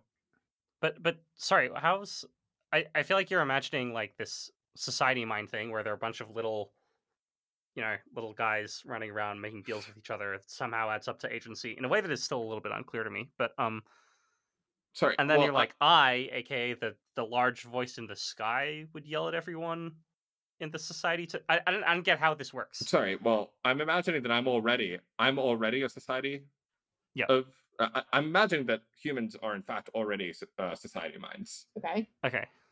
And then I don't know. I still get to say I. Okay, but I think that the human development, in fact, like people do predictably develop a bunch of terminal goals as part of human development, and in fact, like I think this is not again, I don't expect AIs to be like humans, but I think in fact it doesn't work very well to be like, okay, try to be an adult human mind, but without valuing any of that stuff terminally. I'm like, I don't think that works to be I think that's less capable as a human mind, if it runs at all. Huh. Yeah, I think I disagree with that. I think I can and not necessarily like all of them. Like I think there's some constraint. I don't think they're the exact ones I said. I think I can do like almost all of the thinking that needs to be done to figure out the best way for me to make as many paperclips as possible. Like, I mean, I need to be motivated to do it or something. But it doesn't seem any harder to think about like how to get what actions to take, what plans to formulate to make a bunch of paper clips than it does to like figure out what plans or actions to take to, you know, do whatever it is I want to do actually. I think, yeah, I'm not sure that's right. Like, I don't know. I think, in fact, if I were to, I mean, it seems really, I think I'm maybe strawmanning you when I say this, but like, if I were to pay you, I don't know, $1 million a year to make paperclip plans, and I were to pay you $1 million a year to be the best Ronny you can be, I don't know, that's sort of a weird, never mind. I don't like that one. People have trouble with those sorts of values, but like something that's more like, yeah, that's what I'd want to be doing. Anyway, I expect, and it's impossible to compare anything, but like I expect you to produce more doing the one that was more like what you wanted and less like making paperclips. Yeah, definitely. But if you paid me $250,000 to do whatever it is that I actually wanted to do, versus $1 million, or I don't know, some relative prices, because I'm like already motivated to do those things, right? So you have to like pay me more to make the motivations equal. Okay, sure. Well, but I don't think money will do it. I don't think there's enough I think money will do it. No, I don't think there's enough money. There's enough money.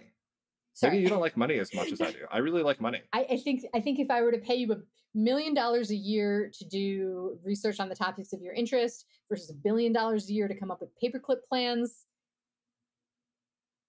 I mean, I think you would work on the paperclip plans, but I think there's some sense in which it wouldn't be as wholehearted, and that would make the paperclip plans worse, especially if they were to violate your deontology. I think there would be a major impediment to making these plans. Yeah, well, sure. I agree with that. But $1 billion a year, sorry. I mean, it's a lot, right? Then you can imagine what you can do with that. But yeah, I don't know. Yeah. But I think part of why I also, okay, and this is like, I think I'm going out on a limb either, but I'm sort of imagining that part of why this $1 billion a year thing works is because you can sort of pay off the parts of you that care about other things, right?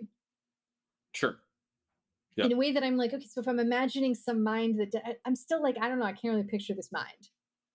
Yeah, to be clear, I mean, like, yeah, I think part of what's going on is that like when you talk about a mind, I think you like start off with a human as like, or like animals and or humans. I mean, I'm trying my best. I'm like, okay, there's like I'm like, draw some like, there's the human, there's the octopus, but smarter, there's the large language model. I don't know. Yeah. When I imagine a mind, I'm like, okay, there's the belief bit, there's the part that does the believing, there's the part that does the like figuring out what happens if I do a thing, right? And then there's the part that's like, how much do I like the thing? Yeah. And that's very different from human minds, to be clear. Sure. Like, yeah,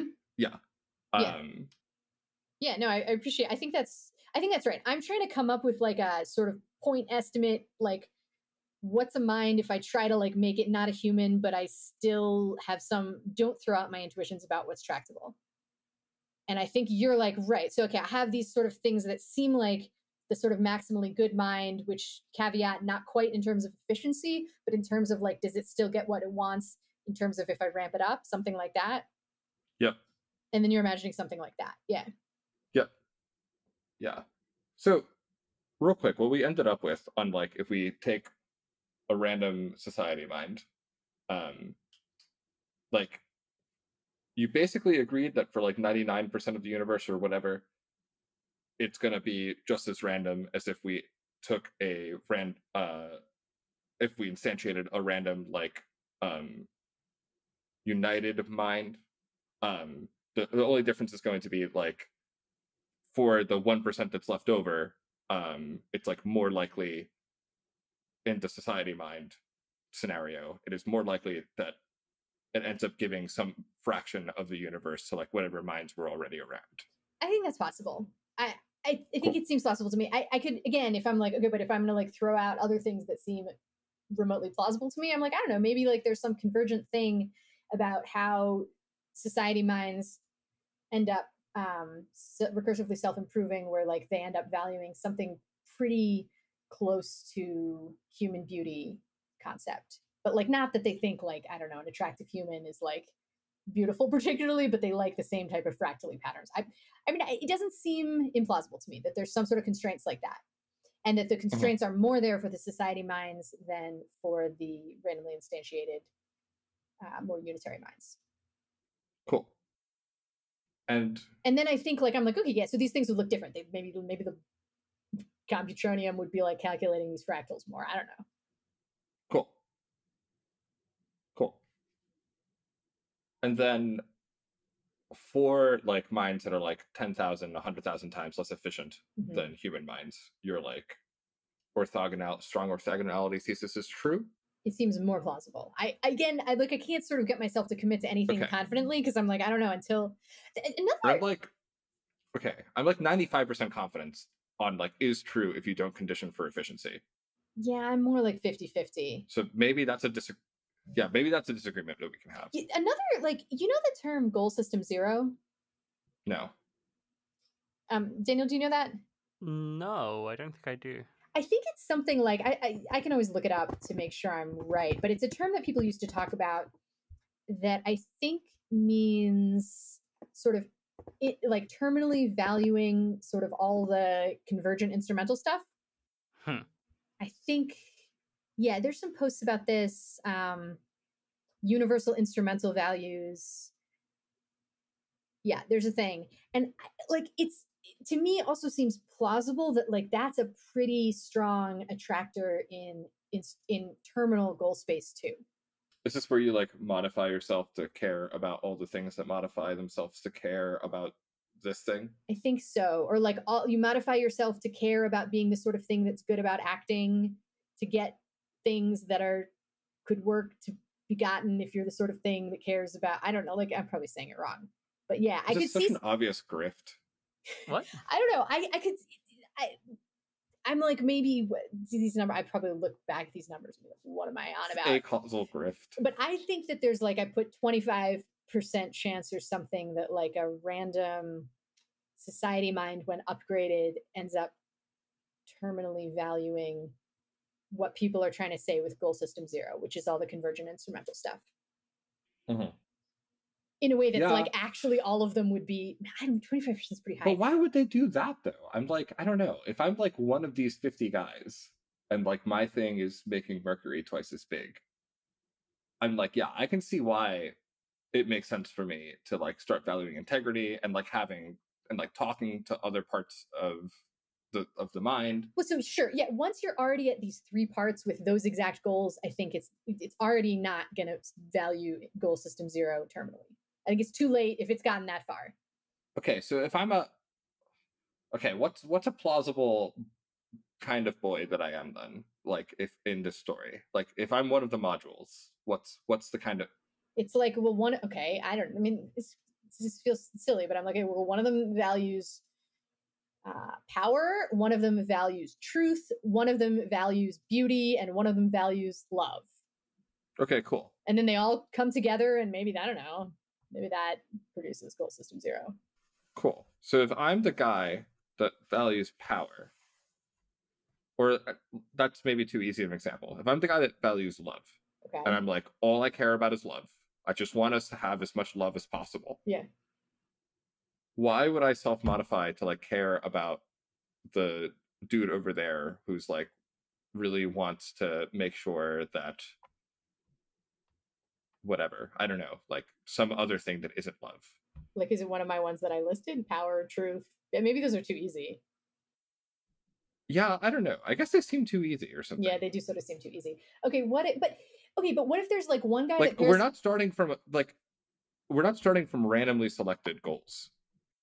I don't see what you're. Oh, true, but I also think your goals are not plausible. I think part of my claim is that I think if I build what's up from the most common goal? Maybe we can go there. Okay, what's the most common goal? Stephen Hunter has some stuff about like basic AI drives, but I think they're meant to be instrumental. But part of my claim is like, okay, but I think the common instrumental ones, like let's keep existing. That seems like a plausible candidate for terminal goal, right? I don't think so. You don't think it's a plausible candidate? Okay, what's your not for terminal? Okay, what's your best plausible candidate? Probably entropy, just like maximize entropy, or like, maximize entropy. Yeah, it just seems easy. Yeah, it seems short to define. does seem Or short to it's define. either, or like just make one number big, or make one number be 0. Okay, so you're talking about from the okay. Maybe if we're talking about these random Python programs, I'm like, okay, if we're talking about the random unitary mind Python programs, sure. If we're talking about, or even the goals of the citizen minds in society minds. okay, so if the really society simple mind to specify ones. is ran from okay, yeah. if the society mind is like drawn from the Python distribution. So before it's done any self-improvement. Yeah. Okay, so you're saying it should be simple ones. Yeah, simple seems right. Maximize a number. Well, what does that mean? Yeah, just I don't know. Just like there's some number in like my memory, I'm just gonna make it big, or there's some number in my memory and I just gotta make it be 0, or like okay, yeah, things like this. Yeah, it's like what I imagine to be the most common ones. I run up against something where I'm like, okay, but I want this kludgy mind to even be called a mind to begin with. And so if it has a bunch of things that are only like that, then I think it doesn't end up counting as a mind. So they do seem common to produce in a certain sense, but if I'm filtering for the ones that are minds, I think they're going to have... I don't know. They negotiate with each other. They're like, this one's like, I really want this number to be 0. And the other one's like, I really want the number to be 1. And this one's like, yeah, okay, but the part where you're like, they negotiate with each other, I'm like, and that requires, I think, a whole bunch of other constraints on what some other parts are, if it's even capable of negotiation. Because what? What was the last thing? Because it's even capable of negotiation. Oh. I mean, I don't know. Like, the way it negotiates might be puts up a number. And, like, puts up a number that is its price for some action. Yeah, but then the other one has to have enough concepts to be like, what this number might mean is that there's some other mind over there that has a concept of something. Like, that's pretty advanced already, right? Why is it a problem that it's advanced already? I mean, okay, I think what I mean by problem is that in my attempt to fill in the details, I'm imagining a bunch of other structure to that mind. I see.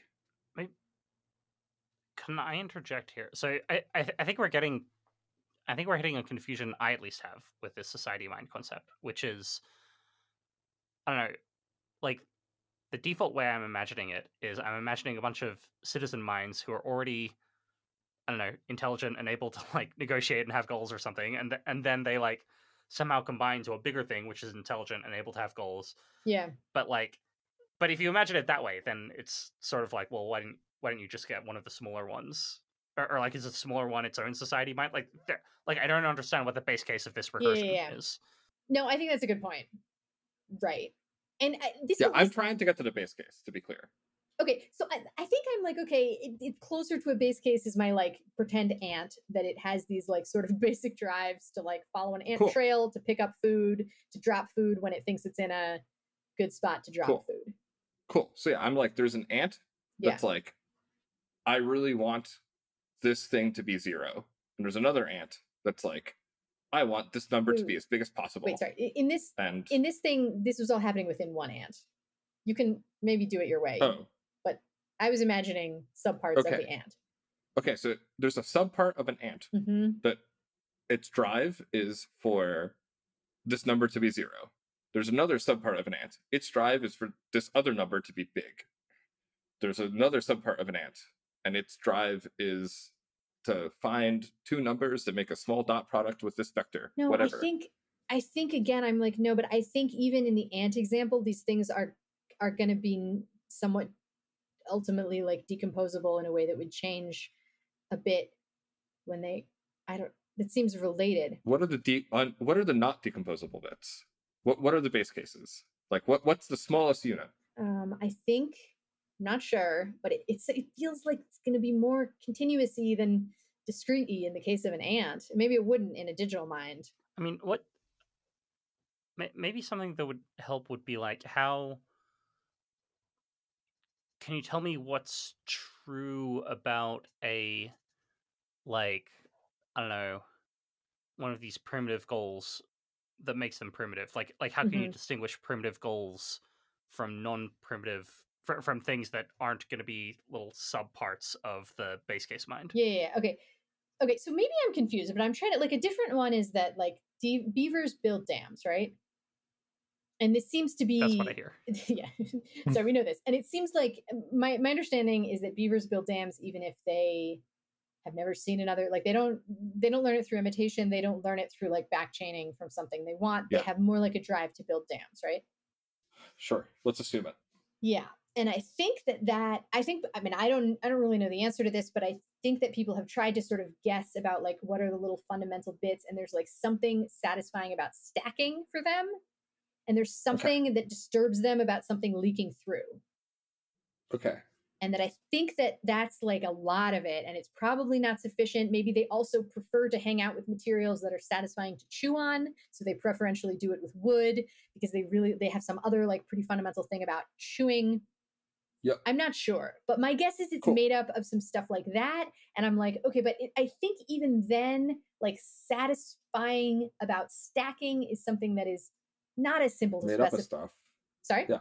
Yeah, it's made up of stuff, right? I'm like, okay, there's like some little like visual bits that they maybe like, but or actually, I don't know, maybe it's like coded in one modality and then they learn it through like correlations with other modalities. So like maybe if a beaver were blind from birth, it would never build a dam. Mm-hmm. But maybe if it were deaf from birth, it would never build a dam either. I don't know, whatever. Like these are sort of the types of things that I can imagine better than, I'm like, I think this is sort of a failing on my part that I can't really imagine the thing that's trying to maximize the number, but I can sort of imagine the thing that likes stacking. So what I'm getting here is the base case is something like your smallest like base case citizen mind. It has some, I don't know, a few different internal drives, and it like in order for this thing to be as simple as possible, the internal drives just look like there's this thing I can see and I want it to look this different way. Yeah. And it seems like it's going to be very close to some sensory thing, maybe with some additional like object permanence, like it seems simpler that way, right? If it's like a pretty tight sensory feedback loop. Yeah, I mean, you still need you need a bit of structure in order for these drives not to get satisfied or confused when the beaver like closes its eyes or turns around or something. That's true. Yeah. Right. But if I imagine a beaver that like, I don't know, was only ever, no, that doesn't work. It doesn't actually work. If I'm like, imagine a beaver that only ever faces one. Maybe it does. It seems trickier with a beaver that only ever faces one direction. I have a hard time imagining beavers that only face in one direction, I think. We can, well, there's a lot of evil science. I don't know. But, okay. I mean, I don't know. That I'm just like, okay, there's this really tiny mind. It's made out of 50 neurons. And it gets satisfaction when this number is 0. Can we do it? I don't know if that could be a mind. I kind of feel like okay, it's not a mind. It's a sub mind. But is satisfaction? I mean, it can't be minds all the way down. But what does satisfaction mean? I don't know, man. What? I don't know. Like it makes that numbers. Like I can understand about revealed preference. So I'm like, if I set it loose in this world, it predictably makes that number. Whatever. It was trained. It was trained to make the number smaller. And whatever. I don't know. Okay. I'm just looking. The reason I'm looking for these guys, right, is like I want to have a story of like how we have like these really small submodule thingies. Yeah. And they do some kind of negotiation with each other, and then we end up with somehow this gives us a thing that has integrity or something overall. Yeah. And I guess I find the story kind of implausible when I try to like imagine it concretely or something. Because I'm like, okay, like the goals that are most likely to happen are goals like make a number small or make a number big or something like that. Yeah. And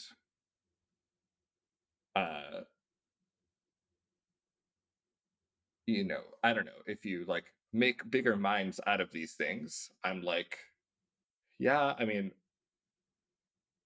I'm not even sure that they need to learn, for instance, to like be able to trust each other. It like might just be part of the protocol with which they talk to. Like my neurons don't need to learn to like trust the neurons that are like upstream of them, right? Yeah, in some basic sense, that's like a physiological thing. Yeah, it's just like a protocol or something. It's just like a physical happening. Right.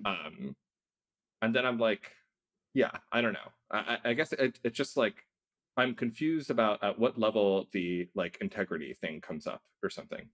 Yeah, I mean, maybe it doesn't. Like, I think the explanation for human beings having integrity is not that we are made out of submodules and the submodules needed to learn to have integrity with each other in order to. I think the explanation for human beings having integrity is like we evolved in places where there were other humans and we needed to trade with them. I'm not sure, actually. Okay, cool. I mean, I don't know. Like, I think I'm sort of like a skeptic of a lot of psych stories where I'm like, maybe this is like a convergence feature of Mindspace. And like, I often don't feel like people are really addressing that. Like, some things seem to me like, I'm like, okay, liking salt, but then even then I'm like, or it's learned. I don't know. Like, my guess is that in part because I think once something like, and this is, it's not meant to be about AI minds, but about like evolved, naturally selected biological minds with genetics. I'm like, once something gets pretty generally intelligent, it does seem, I don't know that my prior should be that these things are. And then I think people are like, hard-coded is a terrible concept. I think people say that, and I think they're probably right, but I'm like, I don't know that my prior should be that these things are hard-coded. I mean, one thing we can do, like if we're just thinking about the analogy to humans and like smart animals, like you can look at humans and also look at like octopuses and elephants and stuff, and just like it seems like there are. I get the impression that there are meaningful differences, for instance, in like how social humans versus octopuses are. Yes. Which you might, for sure. Which yeah, if someone could suggest. I had a tweet that was like, "Look, it would really help my intuitions about Mindspace if someone would uplift an octopus." Okay. I think this would be very helpful, but as it is, like an octopus uplift meaning make much smarter. Yeah. Man, I'm just like, octopi are like drawn from basically the same distribution as humans. Like, yeah, no, it's how true. Does this help you? I know. Like, it's look, because it's at least it's something. Yeah, but we have other things too. Like, we have expected utility theory and like. Yeah, but we don't know if it's right. Okay, yes, and I do think we should. I'm pro referencing all those things. If somebody, if someone wants to come up with another theory that's kind of in the same reference class as Ikesy and expected utility theory and Kelly betting, and I'm like, yeah, let's do that too. So that will also help. Cool. I guess. Question. Divia, if you found out that for sure the reason that humans have integrity and like communication channels and things like this is because they evolved in social contexts, would you then find it less plausible that like randomly chosen society minds will tend to evolve to like will tend to self-modify into valuing integrity and valuing communication channels? Yeah, I think a little, but it would only be a lot if I also knew that there's like a proof of concept of like something as intelligent as humans that evolution could produce, not in a social context. Why evolution? Oh, well, because we like. Maybe I didn't mean that part. I don't know. I was sort of like imagining a thing, and it was part of what I was imagining in my head. Alternative SGD. SGD. The alternative stochastic gradient descent. Oh, I think I'd have that might also be right, but I haven't thought that far. I'm like, okay, I have some sense that it's like overdetermined that humans would value something like integrity, which is partly like that I in fact think there's something about human development and sort of how minds work. Or sorry, but not all minds, subset of minds that are likely to evolve society or something. Minds?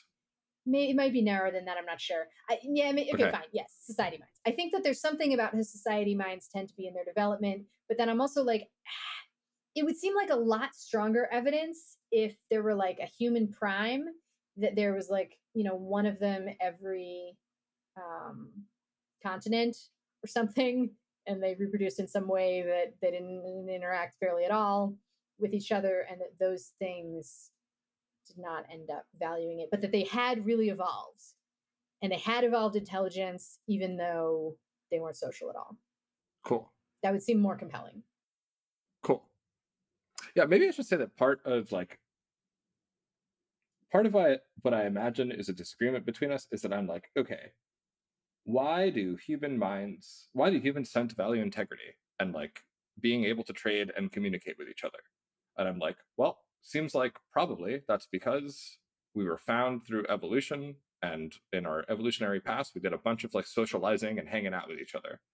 And then I'm like, well, stochastic gradient descent, which is like, I don't know, the way that we're finding minds these days,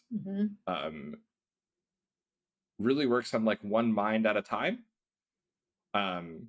And then like also reinforcement learning mostly works on one mind at a time. Sometimes people do things with like multiple agents or whatever. And then I'm like, yep. So I guess that's why you'll find integrity among humans and probably not among like models that you find using machine learning.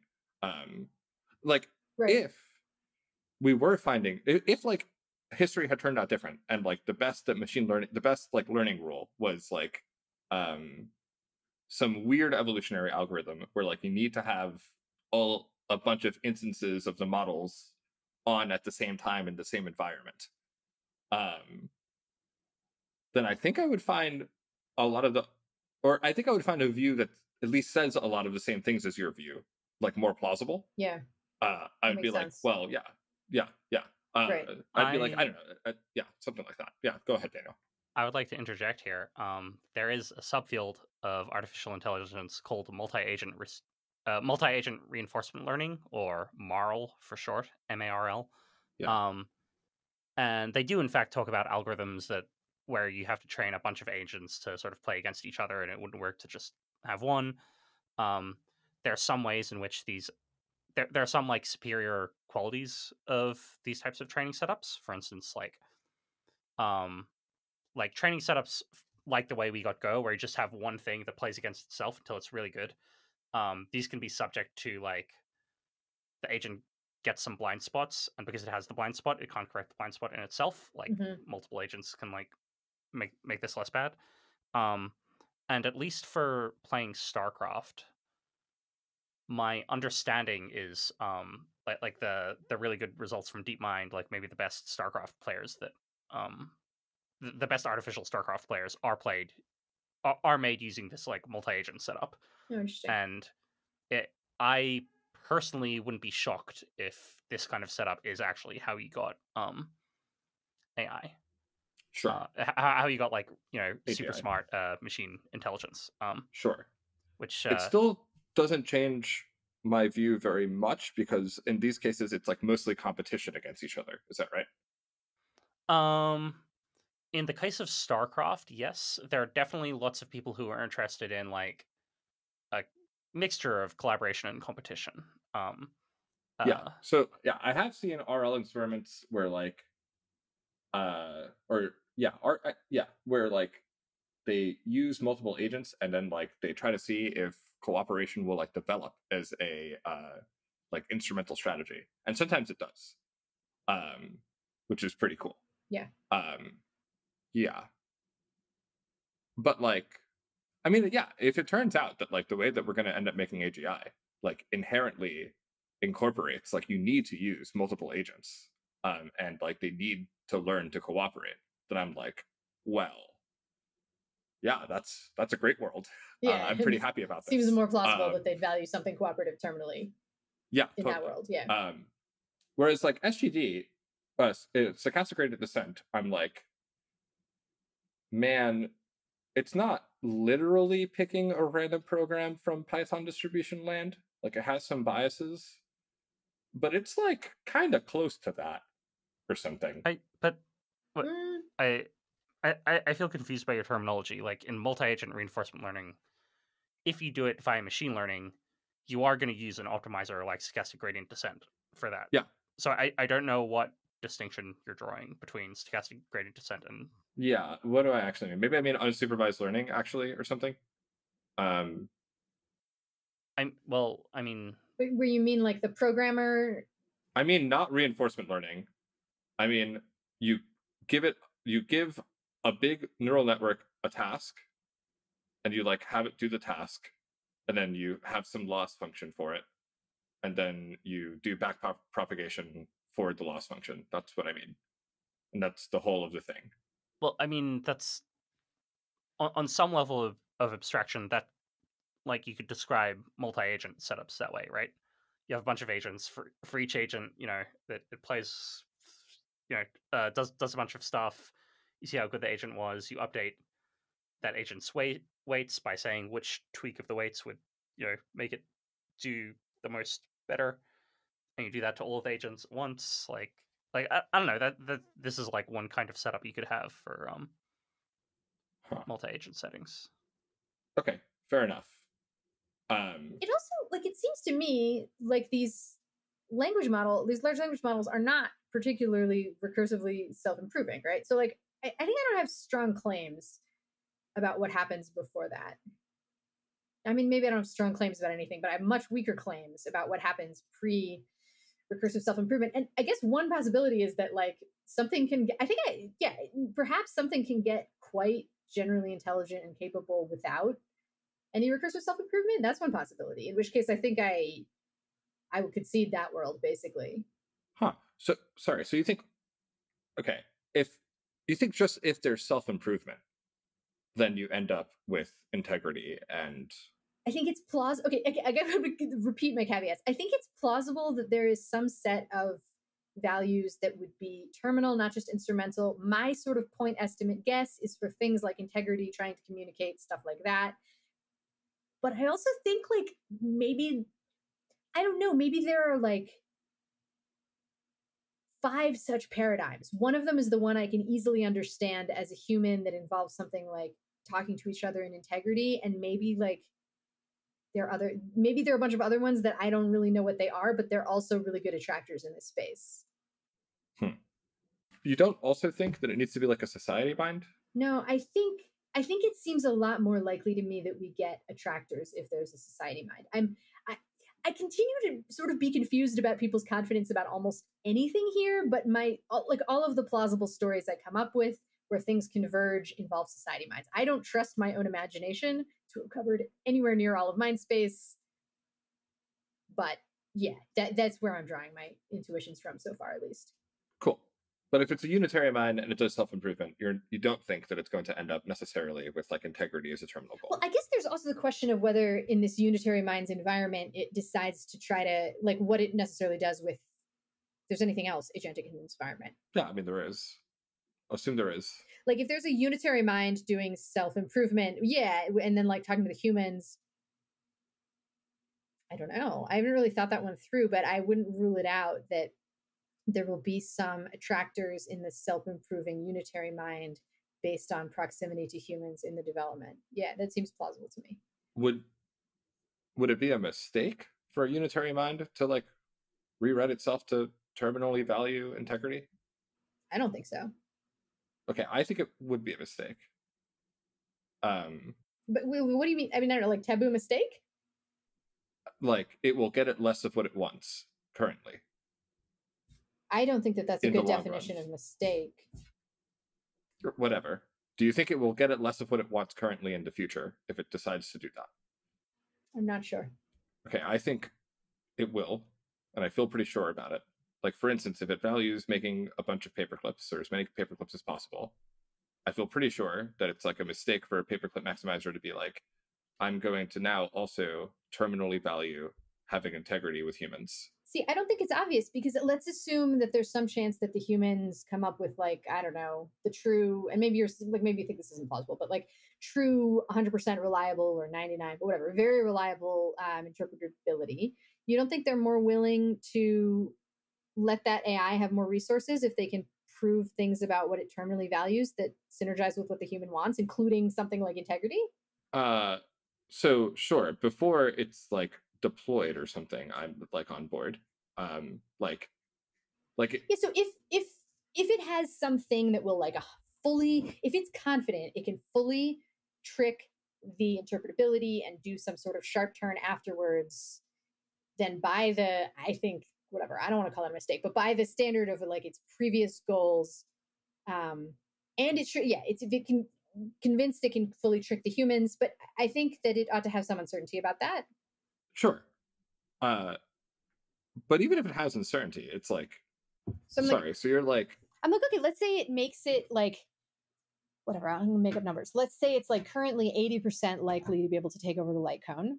But if the humans trust it, it's like 90% likely to be able to take over the light cone. And by trust it, it's going to give humans what it thinks it's fair, which is like maybe, I don't know, maybe it's a planet, maybe it's a solar system, maybe it's a galaxy. Who knows? It's pretty small. Okay.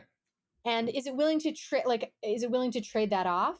That it loses that many paper clips for the greater chance that the humans will let it take over the light cone? I mean, why not? Yeah, cool.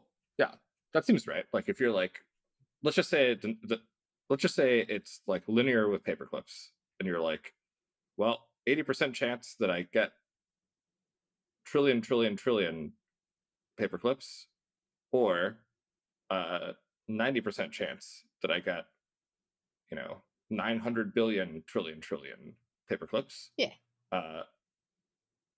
Then I like do the second thing. Right, which I think like my inner Eliezer thinks this sort of the plausibility that this superintelligence would not be able to, like, that these numbers are wrong and that maybe these numbers are a crux, but these are nonsense numbers because the humans aren't going to be able to do.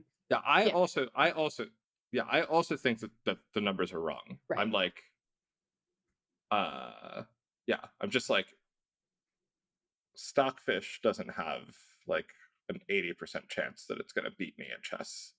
It also doesn't have an 80% chance. Like, I don't know. Like if I don't know if it's as good at playing against humanity on the like take over the world game as Stockfish is as good at playing against humanity in chess, then I'm like, yeah, I don't know. We're just pretty screwed or something. Like, what if it's something?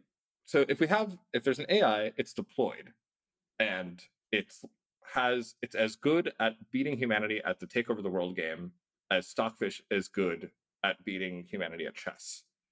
Do you think at the point of self-modification, I don't know, do you think it will self-modify? As it's already done any self-modification, or no? It's already this good at compared to humanity without having done any self-modification? It's going to do some it sees ways that it can do self-modification. But it hasn't done any yet.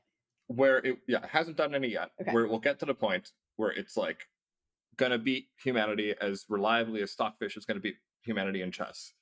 I'm like, I don't know. If I were in that situation, I would make sure to avoid accidentally putting integrity into my terminal values. I mean, that seems like a weird.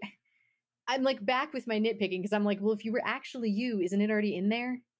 Yeah, I don't know. Like, we have this disagreement where you're like, where you don't believe that you can just like take out the goal part of a mind. Yeah, I don't. Right, that's and the whole replace thing. it with something else. Yeah, and I think I can. Right, and so this is like sort of back to the whole thing where I'm like, okay, you're asking me to assume the exact thing that is a crux for me.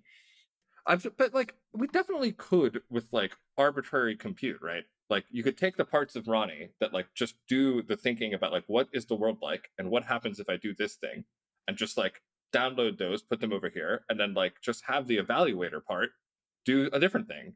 No, I don't like the arbitrary compute intuition prompt because I think it's not, it like won't, it runs up. I'm like, no, I can't I mean, you only need human brain level computes, right? You just take the part of Ronny that forms judgments about like what happens if I pick this up. No, I don't think it's not so clear. I don't think that it's obvious to take that part of Ronny out. I don't think this is obviously possible. I'm with Divia on this one. Okay. It sounds like you're assuming like a certain architecture of your brain that I don't know. I mean, I don't know. Like, you could just freeze my brain, run it in a situation where you ask it the question, hey, what happens if you do such and such? Here's what it would look like. We'll give you a chocolate cake if you get the right answer. And then I give you an answer. And then you have another part, some other program that evaluates how good that thing is to happen. And I feel like that's it. Right? But like, that's not how you work, right? That's not how I work. That produces a mind that is really different from your mind. Right. You're imagining running a ton of this as like a submodule of some other mind that cares about something else. Yes. Or just my brain. Just take my brain and just like put it in a situation where it's like really motivated to like figure out what happens if some action gets taken in the world. And then it'll give you some answer to that. And then you have some other program that like evaluates how good that outcome is. And Okay, so I'm that's trying to it. picture. So there's like I'm going to make it more specific. There's like an uploaded Ronny, and in the limit, I'm like, Yep. okay, uploading's cool because you can always simulate like all the relevant laws of physics. That seems very plausible to me. Okay. Cool. And we're stepping through Ronny's brain where it's like, you can imagine giving the upload, I don't know, like you can store some different states and then give it something and then ask it to be like, what happens next? Yep. Okay. And then there's some other thing that's like, okay, I'm going to like look at what Ronny says is going to happen and continue to steer towards this one, the more paperclippy one. And this thing is not really a mind. It is like I don't know. Care. Sure, but it's like it's pretty stupid. Okay. I don't think it's that stupid. Oh, I think it's okay. I was imagining a thing that was capable. Look, all right, this is the thing I can imagine with the uploaded, something that gets to like step through uploaded Ronny stuff. And also, but then figure out what to step through. Okay, yeah, maybe that can't be that stupid. Maybe take it back. Yeah, I don't think it's that stupid. I mean, like, okay, if it was to turn out to be stupid, then that would be interesting. But I don't think it's that stupid. I think it's like, I don't know. It's not going to be quite as smart as I am because, like, probably there are parts of my brain that like make all sorts of predictions that like don't make it to my mouth. But it's going to be pretty good. And yeah, I don't know. I'm just like, you just upload the Ronny and you like put it in a computer and you like put it in a situation where like, I don't know. Okay, so I'm imagining this thing. And so the sort of the paperclippy thing that's using the Ronny, it's like looking around its environment and it's like, okay, like Ronny, I'm in this room and I have these resources. How do I make the most paperclips? Yep. And it runs like a little, like it sort of steps through like a debugger. You're like, wait, why are you doing this? And they're like, like, look, it's not that interesting. It's just about paperclips. I'll like give you, $50 if you just tell me how to make it more paperclippy. And you answer it. Yep. Okay. And then it just like, so it runs this a bunch of times for like a bunch of different actions it could take. Yeah. And then it picks the ones. No, it's for a bunch of different. Yeah. Okay. So it's asking you to, let's say it just, I don't know, that wasn't quite what I was imagining. I was imagining it gives you all of its resources and you're like, how do I make it paperclippy from here? No, it's more like or I mean, I don't know. You could do something like that. I'm like, it asked me like, okay, suppose that I were to like move my arm this way in this situation, what would happen? See, this is the one that I feel like explodes in like, no, this uses way too many resources. Okay, whatever. It just picks the top 40. Okay, it picks 40 of them. Yeah, it picks 40 of them. Okay, I think that will proceed extremely slowly towards paperclipping things. I agree that it would be slow, but I don't think it would be, I don't know. I think it would be like slightly dumber than I am. No, I think if it can only give you 40 possible things that include like, I mean, how fast is it running, I guess? I mean, I don't know. It can use me in the first place to pick the things. Right. See, that one seems more promising to me. Where it's like, I'm in a room, I have these things, how do I make it as paperclippy as possible? And then it runs the Ronny upload to answer that question. Yeah, and then, yeah, whatever. Some way. I mean, I don't know. I just feel like you're not being very creative. Like, if we can upload a Ronny. Okay, I feel like you're not, wait, I feel like this is creative on your part, but the previous things, you're like, nah, just imagine it without imagining the constraints. I'm like, I like this one. Like, if you're willing to do this, like, this is helpful for me. Okay, cool, great, yeah, cool. Yeah, so we have the Ronny, we put it up, and then, you ask it, first of all, like, I'm in this situation. Hey, if you were to, like, consider what would be the best thing to do to make paperclips, what would be some things you would consider right now? Right. And then, I'll come, you motivate the Ronny to come up with like 40 things, you reset it, destroy its memory of all that, you run it again, and you're like, okay, how about this action? What do you think? I just think that at a certain point, the maximally capable Ronny rejects this because he's like, no, that's unethical. I would totally reject this, but you're just going to trick me, and you're going to restart my memory every time. No, I'm saying a maximally capable of, no, but a maximally capable version of, yes, I'm saying like, yes, I think in fact, I mean, I don't know. I can imagine a version of you that I could trick if I had you uploaded. And I can imagine a more capable version of you that I could not trick, even upload. Okay, but I just want to quickly talk about like, I don't know. I still feel like I'm pretty good at answering the question, what should you do if you want to make a bunch of paperclips? And like, I feel like I can do okay at being like, what would I do if I were a super intelligence that only wanted to make paper clips? And I agree. You'd be pretty good at answering that question. okay. I don't think. Yeah. No, yes. But yes, I do think you could answer some questions about how to make paper clips. Cool. So what was the original thing where I was like, I think that you can take out the goal of, like, there was an original reason that we went down this path. Yeah. Where you were like, imagine it's me, but you've just because I think this was when you were like, I keep imagining some sort of mind that has various constraints, and you keep imagining minds. Maybe this wasn't it, but maybe you were saying like you keep imagining minds that have this other structure, and I'm like, nah, Yeah. but I like, how sure are you that could even be a mind? Oh, I see. Yeah. I don't know. I just think like if you, I think I'm like, I don't know, man. This started like, yeah, I think to me this is starting to sound like the weak orthogonality thesis, where I'm like, yep, I think someone could do something like that. It sounds convoluted to me. Does not seem perfectly efficient to me. But yeah. it's definitely not perfectly efficient. There's definitely better ways to build. we agreed about the efficient part. So I think this is starting to seem convoluted, and I'm like, yeah. Sorry, the structure that I'm suggesting here is definitely not maximally efficient. I was just trying to like make the case that like it's not that hard to do a thing, to build a thing that's like basically has my instrumental rationality, but is aimed at a different goal. Because it keeps tricking you and stepping through things, and you're answering really narrow questions with a context that is not true. Yeah. And then like, I don't know, you can make it smarter. You can make it like, you can make it so that I have access to copies of myself or whatever that I can query also. Like, I don't know. I just don't think it's that. Yeah, I don't know. I just feel like you can do this. I feel like we could also do it with Divia or Daniel. To be clear, it's not a special property of Ronny. I don't know. I think we could do a certain amount of it. Do you think you can do this enough to like invent nanotech that turns things into paper clips? No.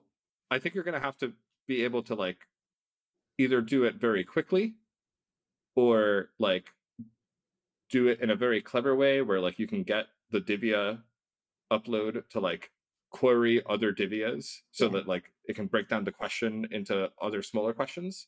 And like also this is not how you would do it. This is just like a proof of concept. Like I think in fact it'd just be way better to just train a giant neural network, right? Okay, I feel like from my perspective, it seems like this is circling around to the weak orthogonality thesis, where I'm like, yeah, sure, seems right to me.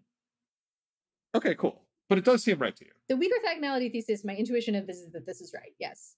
Okay, this is stronger than the weak orthogonality thesis. This is a claim that's like you can take the rational agency of like a human and basically like take it out and like have the same rational agency aimed at a different goal. No, I think it's not going to be 100% of the rational agency though. Like in part because I think like, and this is maybe, I don't know, I might be about to sound ridiculous, but I think this is somewhat related to like how I as a human, I'm like, wait, no, like stop. I'm not going to answer that. That's a weird thought experiment. I'm not going to answer that question. Okay. I feel like this is bringing up personal things that we shouldn't bring up during the podcast, you know? Not actually personal things, but like things that we've talked about that are like outside of the world of the podcast or something. I don't know. Yeah. You mean like our Twitter discussion? Yeah. The reason as in like, I just feel like it would be a bunch of context and we're close to the end. All right. I defer to Daniel on this point. Okay. I'll maybe like cut that conversational thread off there. So we have not tons more time to talk. I think maybe a nice thing we could do before we wrapped up is for both of you to say like things that seem important to you that like have not gotten that you think haven't really been addressed well during the conversation, or haven't really been talked about during the conversation. A thing I would like is to like try to summarize what like I don't know, like what the points that we conceded and didn't concede are or something. Because I feel like there was like more agreement there than you might have predicted. Yeah, actually that sounds good. Yeah, we can move into wrapping up phase. Okay. So I would like to try to like summarize the points where I feel like we at least got closer to agreeing or something. Yeah. Or like at least understood each other better and was something like agreeing. So one of them for me was something like, if so, I mean, I guess I kind of already thought this, but I didn't see how big of a deal it was or something. Like, if you're conditioning on like the minds being about as efficient as human minds are, then I'm like, okay, then yeah, I don't know. There's a bunch of constraints, and if you have what we've been calling like a society mind, then it's plausible that parts of it will like modify to value things like integrity or like having a communication channel. And also plausible-ish that like they'll, I don't know, end up modifying themselves in such a way that they don't distinguish between like things that are in the mind and things that are not in the mind, so that they'll do integrity and communication with like whatever was around when they started existing. I think I'm overall at like, I don't know, 10% on that or something. Just because it's like a big story with lots of parts. Yeah, for sure. Yeah, I don't think I'm that high on that exact story either. Cool. Yeah. And then also, it seemed like you maybe agreed that like, if we're not conditioning on minds being efficient, and if like we're also considering minds that are like 10,000 times less efficient than human minds, then strong orthogonality seemed more plausible to you, something like 50%. Yeah, though this seemed pretty close to what I would call like it seems weird to me to call it strong orthogonality in that, but yes, I'm gonna go with yes. And additionally, I think that like I think it seems a lot more plausible to me that something like strong orthogonality is right for like minds that are sort of randomly drawn from the Python programs that have not yet done any self-modification. Oh, nice. Yeah, true. Yeah, I think something that was maybe happening is that like when you said convoluted, I think you meant something like inefficient. And when I said convoluted, I meant something like, I don't know, like self-deceived or like reliably stupid in some way. I see. Yeah. Yeah. Yeah, no, I think that's probably right about what we meant. I think I didn't quite know that I meant efficient when I said it, but when I tried to add in details, it seemed like that ended up being what I meant. Cool. Okay. So do you guys think that covers like the points where it seemed like you'd converged? I think, yeah. Yeah, or like maybe already agreed with each other or something, but hadn't realized it yet. Sure. I think probably we have different probabilities. I think you're probably higher than 10% on your story, and I'm like 95, maybe more than 95% if I'm being honest and not being sheepish. Yeah. On like for if we include minds that are like 10,000 times less efficient than human minds, I'm like, yep, orthogonality thesis is definitely true or something. I'm like, I don't know, like 95% on that or something. And I think you're only like 50%. I think that's right. Yeah.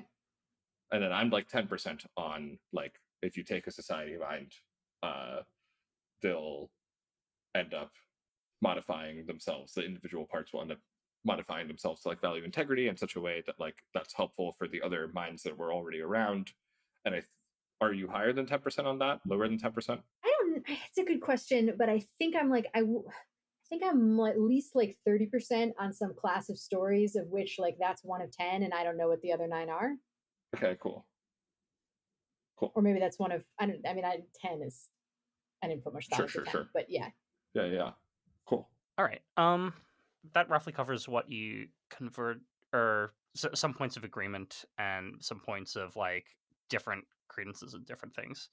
One thing I'd be particularly interested in hearing before we stop is, are there any points where like things that didn't get brought up that seem important to the way either of you think about this topic? Maybe Divya can go first because Ronny just went. Yeah, I have one thing, and this is, I don't know, this is like partly a source of confusion, but it's like a relevant confusion or something like that. So my impression, maybe wrong, is basically that things being more like continuous tends to, and like high dimensional, tends to point in the direction of cooperation compared to things being more discrete and low dimensional. And I know this is highly imperfect anthropomorphic reasoning, but I do often think about game theory here, where I have some sort of pet peeves here, but like, I don't know, in the prisoner's dilemma, for example, there's like this, something I like about it is that it's part of the thought experiment that the people are locked in different rooms, and that there's sort of the outcomes are not very many. And it seems like a relatively realistic, okay, well, yeah, like sometimes actually stuff like that does happen with people that, you know, there are in different cells. But even then, I think in fact, like, people are often correctly imagining, okay, but then I'll be in jail and then I'll have a communication channel and then maybe this person can give this person money and like a bunch of more complicated things can happen. And that's even with the prisoner's dilemma. Like, I think many things that people sort of want to draw for the prisoner's dilemma analogy for, in fact, have vastly more outcomes, have vastly more possibilities for communication. And in humans, at least, this seems to produce something more like cooperative behavior than the lower dimensional discrete ones. Do you want me to say? I can say how this relates. Yeah. So wait. Before I just want to see if I understood you correctly. Do you mean something like if like, say you and I are acting in some kind of situation where there's like this wide range of outcomes, and that they're sort of smooth. It's not like either heaven or hell. It's like, you know, there's a range of ways things could turn out that we could steer to.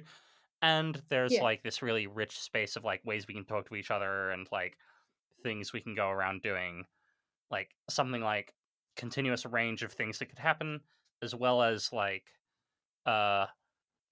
somehow a high dimensional space of like things we could get up to. You think that leads to cooperative behavior? So I'm not sure, but my sense is from my limited human examples that this tends to lead to more cooperation than in a more discrete, low-dimensional, formal type system.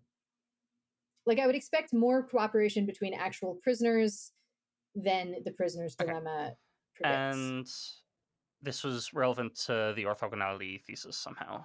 Yeah, and so it's not it's more like a confusion that I think may be relevant or something than a point I know how to articulate. But I have a sense that many of the things that people are sort of more easily to be like, look, imagine this scenario, are less likely to lead to actual cooperative behavior than whatever the real version would be, which would be more complicated. And I'm not sure that's right, but it's a thing that I think about here that I didn't say, so I'm saying it now. Ronny, is there? Yeah, do you have like, I don't know, parts of your thought or like things you think about this topic that didn't get surfaced during the conversation? This topic being the orthogonality thesis. Yeah. I guess I have a bunch of things that like almost came up in the conversation, which I think it would have been cool to explore more. One of them is just like, you know, stochastic gradient descent has some set of inductive biases. It is not just picking a random program from the Python distribution. And so, like, you know, the orthogonality thesis doesn't really talk about how you're making these agents, the agents that it's making a claim about. So, like, it's definitely not going to be true for some ways of making an agent. Like, if you wanted to localize the orthogonality thesis to like stochastic gradient descent, it's like, well, I operate as if the orthogonality thesis is true because it's kind of a like maximum entropy prior, but it definitely isn't actually true or something. There's like some fact about what kinds of goals stochastic gradient descent is like more likely to get, and it's probably different from just like what's in the Python distribution. But I just don't know what they are. So that like there's kind of a sense in which like the orthogonality thesis is like, even when there's two ways in which it can be true. It can be true in the way that I claim that it's true about like the Python distribution.